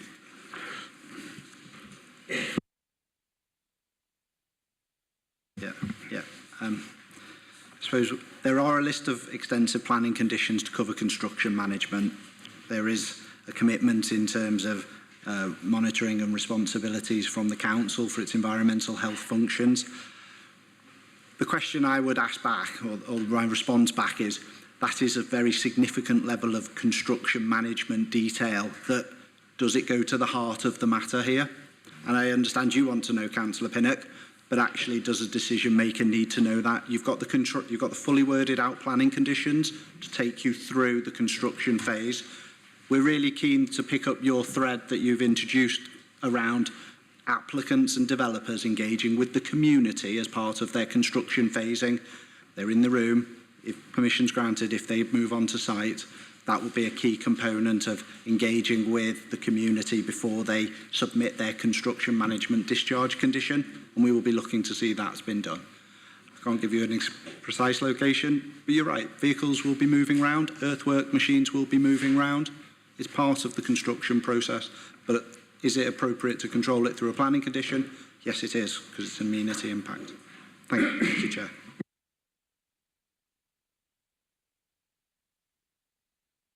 Any more questions? Andrew? Sorry, my phone's just having a fit. Mark? Thank you, Chair. Before I ask the question, just an apology that I missed out a couple of the villages, one of them which I grew up in as well, so, but I had a mental block, so I apologise to anybody living in Oakenshaw, White, Lowmore and Clicking that I forgot the name of them as I was speaking. Many apologies. The other apology I'd like to make is to my colleague reference to thinking that I, in particular, made any sort of political posturing, which it was not my intent whatsoever. As far as I'm concerned, I take this committee very seriously. I look at all the options as far as planning's concerned and without any political bent. And if I did, I've got to say, by putting people first rather than enterprises, rather more left-leaning than right. So my question is, and what I'm not really clear on, and reading through this document a couple of times, I just want some clarity on the B1, B2 that was in the original local plan for this site, and just a clear explanation of why the decision was made to move away from that, just so that I've got some clarity on that there was no options left and that we had to move away from it. Thank you, Chair.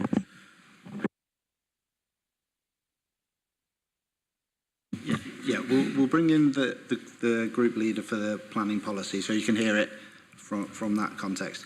The fundamental point is, what does the local plan say? It says B uses are acceptable. This is within the B use.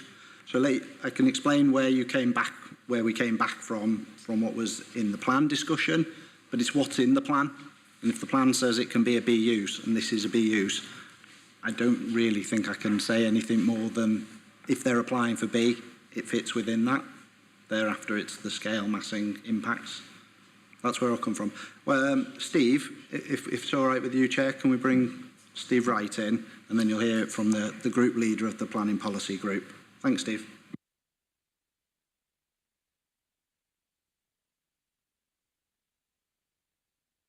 Thanks, Phil.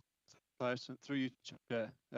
Just to confirm that during the local plan process itself, pretty much all employment allocations were assessed on the basis of a mix of B1, B2 and B8 uses. So generally they were assessed as B1 30%, B2 60% and B8 10%. And that was to ensure we could take account of assumptions as we sort of develop the sites, as we assess the employment sites. What the actual local plan itself says in the policy is that any B use class is appropriate for employment allocations. So in that way, this site as a B8 use is appropriate for this allocation. Therefore, it accords with the planning principle terms. Thank you, Chair.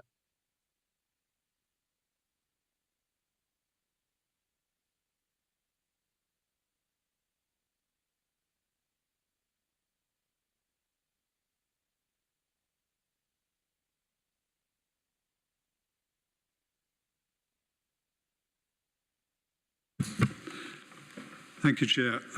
I'd like to, noting that Councillor Thompson has moved refusal, I would like to give you some reasons. which I'm sure Deborah will be waiting to hear. Firstly, there's the landscape impact. I think this is LP 32.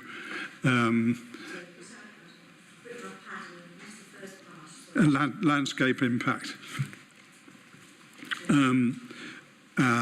You know, in other words, the blot on the landscape point that somebody raised, and I would also have a separate reason for refusal in that the design doesn't bear any relation to the landscape or indeed anything else.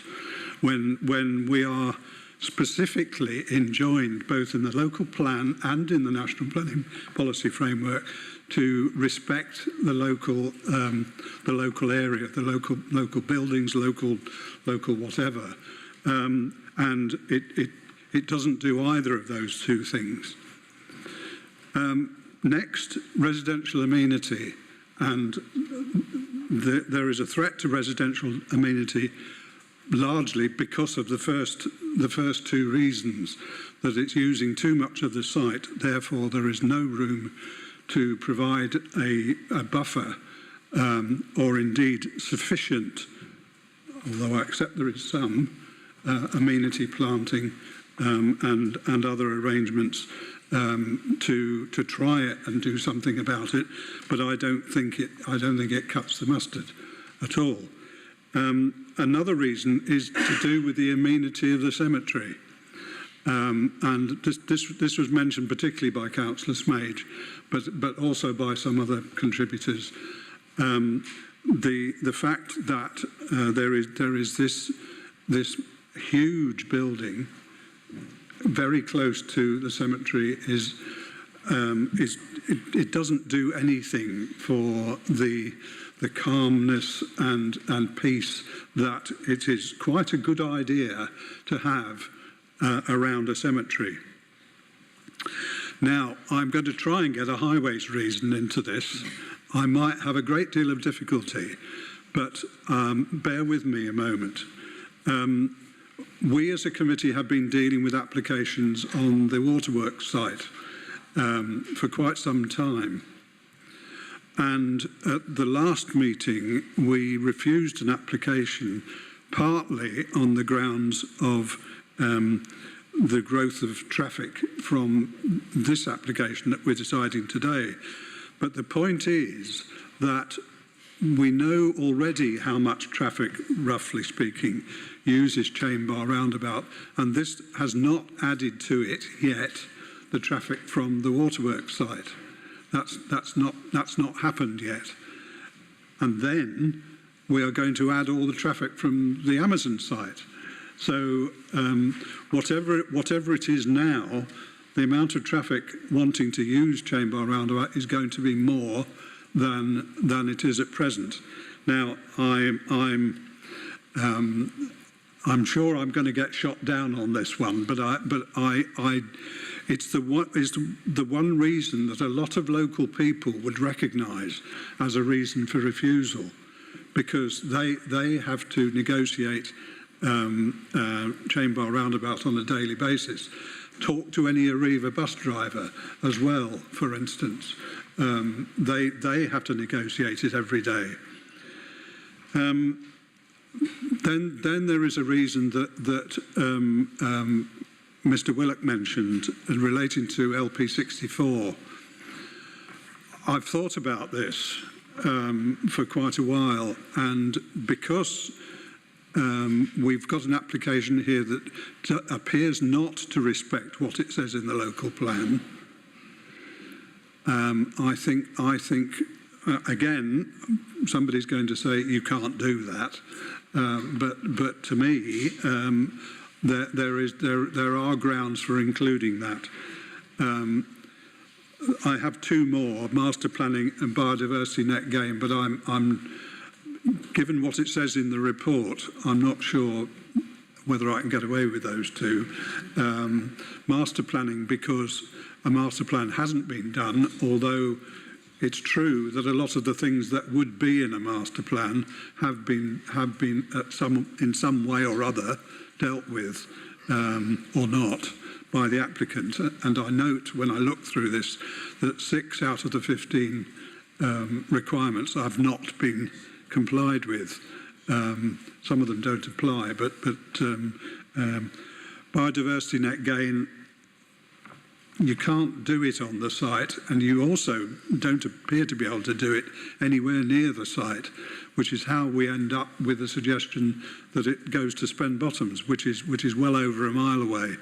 And I don't see the connection, frankly. If the building wasn't so big, you might get some biodiversity net gain on the site. So I put those forward as reasons. Deborah is about to tell me which ones I can't have. So. No, I'm not going to do that. I'm going to say that I'm going to move to my normal seat to consult with the Chief Planning Officer and the planner, because I have noted down the reasons that Councillor Thompson gave in your submission by basically the policy numbers. So I have got for Councillor Thompson that you, I can paraphrase, basically there is a detrimental effect of the development which, because it fails to comply with LP 52, LP 51, 47, 33, 32 and 64 I've ticked off for you, Councillor Pinnock, also. And Councillor Thompson also says it will cause environmental problems, and you listed all the cut and fill and the concrete and all those kind of things that I've written down. You said it was monolithic and there was no mitigation for volume and health risks associated with the vehicle increase. So I'd like to go to move over to the Chief Planning Officer and the planner to reduce that into a more clear and coherent reason for refusal. So if you'll excuse me a minute, can we just pause a second rather than doing it on the hoof? Or are you saying something, Matthias? Right, so I've listened quite close. Thank you, Chair. I've listened quite closely to that. There are similar reasons in both. There are challenges around evidence in the highway assessment. We talked last committee about the reasonableness of it.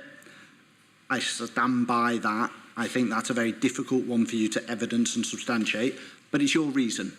So if you do it under the auspice, under the understanding that we could very struggle to articulate that with evidence, then it's your reason. I think the other reasons are subjective, and the report is very clearly balanced. It's not finely balanced, but it is balanced around the impacts which Councillor Thompson has set out and Councillor Pinnock has set out. In the end, members, apart from perhaps the highway element in its own right, and you've heard from the statutory consultees, you've read the report around that, that will be the difficult one, I think, to articulate. The other ones, if they're your reasons, I think with a reasonable case, there is a reasonable case for those. It's the planning balance here that we are really retipping. So I probably can identify. Well, that's land. So it's the landscape policies, amenity policies, place. And then you've got biodiversity. So that was the other one I was going to highlight, which you came out with, biodiversity. The council's policy is if you can get it on site, great. If you can get a net gain, great. If you can get 10% of a net gain, even better. What you have got here is a commitment to deliver biodiversity net gain through a financial contribution. It does meet with the council's hierarchy if it can't be delivered on site. It's going to be difficult to argue that they aren't satisfying the requirements of the council's local informal guidance and achieving a net gain, because they are. So if you want to reflect on that one, it's up to you. If you think that you are wedded to the idea that that's a refusal on that basis because it's not local, even though we haven't fixed the location of it, the idea of where it's being talked about is not local. So I don't want to use an expression of you're throwing a lot at it. It's about tailoring your reasons for exactly what they are Councillor Pinner, Councillor Thompson, and then you need to go through that voting process. So, thank you for that translation. So, I have got down, as elaborated upon by Councillor Pinnock, LP32 design. It doesn't enhance the landscape. You're listening? LP32. You wanted LP32? Yeah. Yeah, well, that's the principle. Getting down to that. Yeah, we can put LP32, landscape. Residential amenity, which is LP24. Which is design. LP24. That's LP24. So in effect, you want to refuse it on the principle. Building's too big. You want to refuse it on it's harmful to the landscape character. You want to refuse it on the impact on residents' living conditions, on the impact of the amenity of using the cemetery, on the impact on the local and strategic road network, or just the local? The local one, I think, first, because we have a problem with national highways, not you know. Okay. So local highways, and then the final reason for refusal: biodiversity net gain. You're not happy with it on site. In a way, they're all manifestations of is it overdevelopment in your eyes? That's really what. I've only got 4 now. Principle too big. Impact on the residential amenity of the cemetery. Local highway network impact. No, you've missed 5. Landscape character.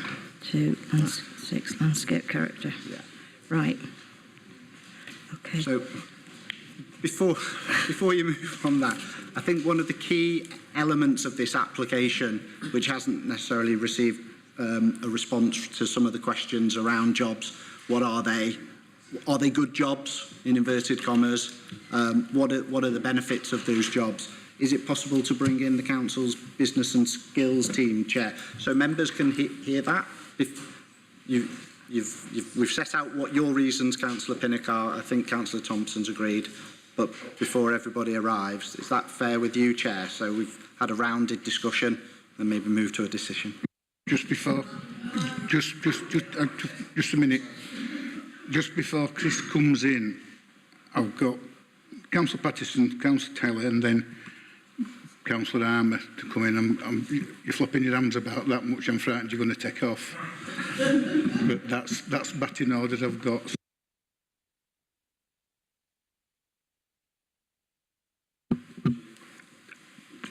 Through you, Chair. Thank you. Yeah, I'm Christopher. I'm Head of Business Economy and Growth at the Council, and my role is very much around supporting business growth and attracting inward investment to the area. And joined by Julian Wallace, who will say some words as well. Who's our Head of Employment and Skills. I think it's fair to say that the economic and the employment issues have had a pretty extensive airing in the report and also in your questions and in Victor's responses to those. I suppose a couple of points to add briefly. One is that we have engaged with both the applicant and the operator. As the report notes, they have provided evidence of how particularly their site at Wakefield, to which there are some relevant comparisons, I think, to the scheme that you're considering. They have evidenced how that's moved into its operational phase and how the various roles have created. So I think important to say that the report is basing some of its content very much around the evidence that Amazon have provided around the operation of that site in particular. I think the only other point I really wanted to make, because as I say, I think the issues have had a very good airing.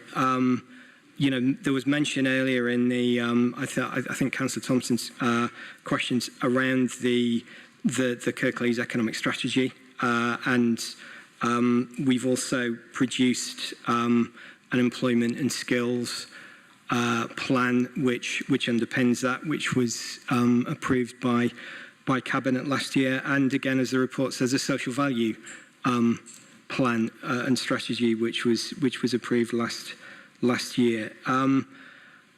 Clearly, one of the really important things that we're trying to do as a group of council services is to attract and develop and retain higher skilled jobs and roles, and that's fundamental to the future of our district and its economic sustainability. And that features, as you noted, Councillor Thompson, that features very prominently in our economic strategy. I think the only other thing I'd want to say, and then we'll probably hand over to Gillian just to amplify this a little bit. We do also need to very much take into account the need for less skilled, entry-level employment. Some of the statistics around that as a district are quite challenging, frankly. Earlier this year, February 2023, 11,500 Kirklees residents on out-of-work benefits, universal credit, etc. So those are people who are either unemployed or in work but on very low incomes. 10,300 Kirklees residents who are economically active but want a job. So they're people who are not on those benefits but are still seeking employment. And 23,200 residents of working age back in December 2021. All these stats are from the Office of National Statistics, by the way. 23,200 residents of working age without any qualifications. So whilst I think we would be the first to say that that attracting and retaining and developing higher skilled roles is hugely important. We also don't want to lose sight of the fact that we have to create a range of employment opportunities, and there is a need for us to do that based on those statistics. Gillian, I don't know if you wanted to add to that. Thank you, Chair. Thanks, Chris. I think you've pretty much covered it. The only thing that I would add is that the applicant and the operator have both stated their willingness to work with the council and our partners to target some of the more deprived wards in the district to ensure that we can help some of our economically disadvantaged residents access the employment opportunities that, if this was granted permission, it would present. And I think the rest of it has been covered already and is reflected in the report.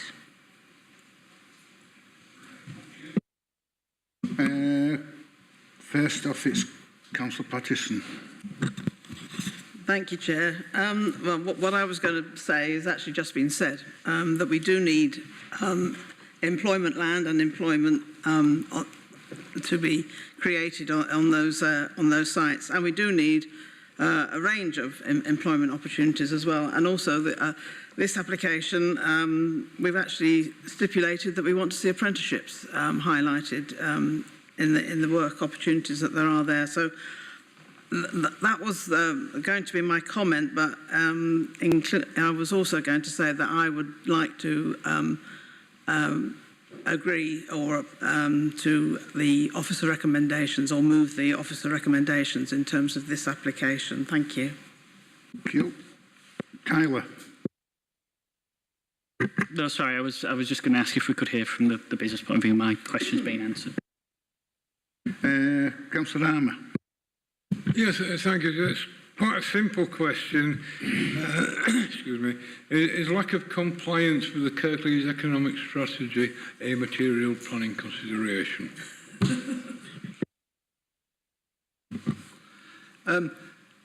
Lots of things can be in material planning considerations. The weight to attach, it's the development plan here you need to look at, I think, as the starting point. Councillor Pinnock has decided that he thinks we should refuse the planning application, or the application should be refused against the principal policy at the LP64 one. So in a sense, he's saying it isn't delivering our economic objectives. You have heard from the head of business and skills and the head of investment about the opportunities that the site can bring. it's a judgment for you.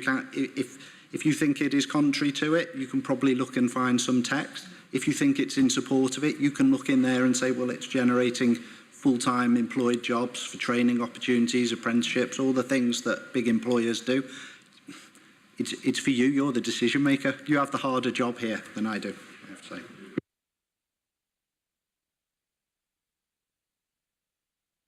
Yeah, thanks, Chav. Listen carefully to that. I think for me, just on the employment side of things, I think that was really helpful.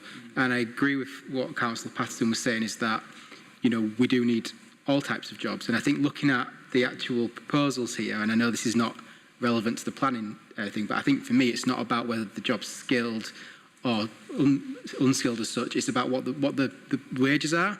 And I think it is a bit of a shame that Amazon don't pay staff more than the minimum wage when we know they well have the means to be doing that. I think that's the separate discussion for Amazon to take, not relevant to this, but I think that's the point here. It's around, you know, I think what we determine as low skilled, etc., is a bit questionable to me. And actually, we need entry level jobs, and hopefully people can gain skills through those jobs anyway.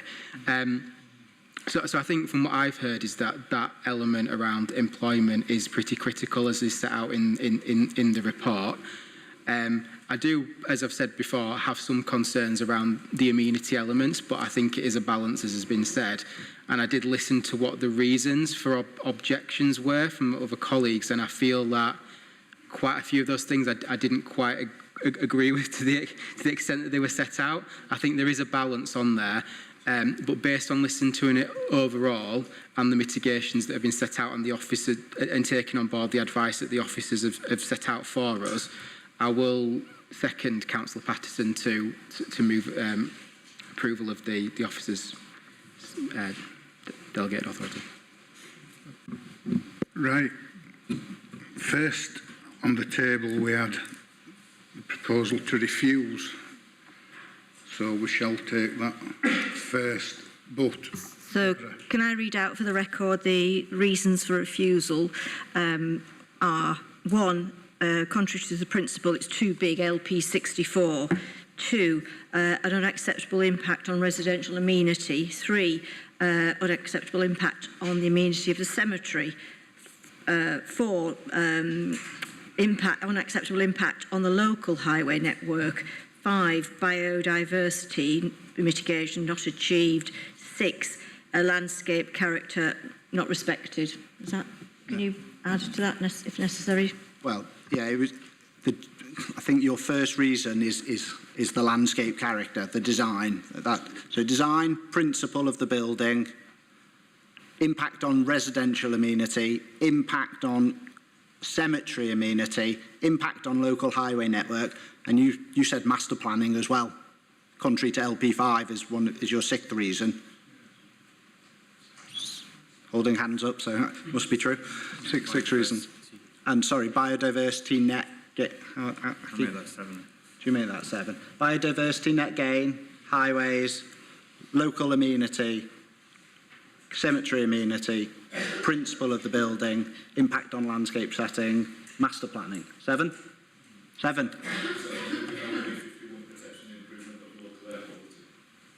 That can go into the amenity issue, into the amenity area.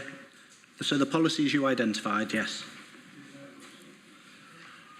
You just vote on it. Yeah, there's plenty there. Right, so you're voting for refusal on the basis that's just been read out, the 7 reasons. Councillor Hawkins?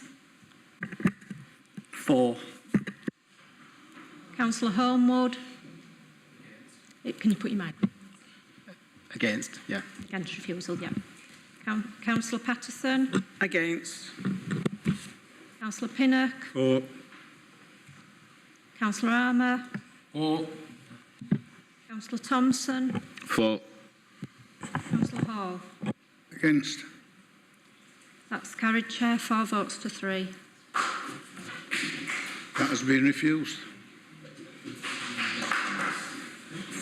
Thank you for everybody for coming today, putting your points forward, and thank you to all of the officers.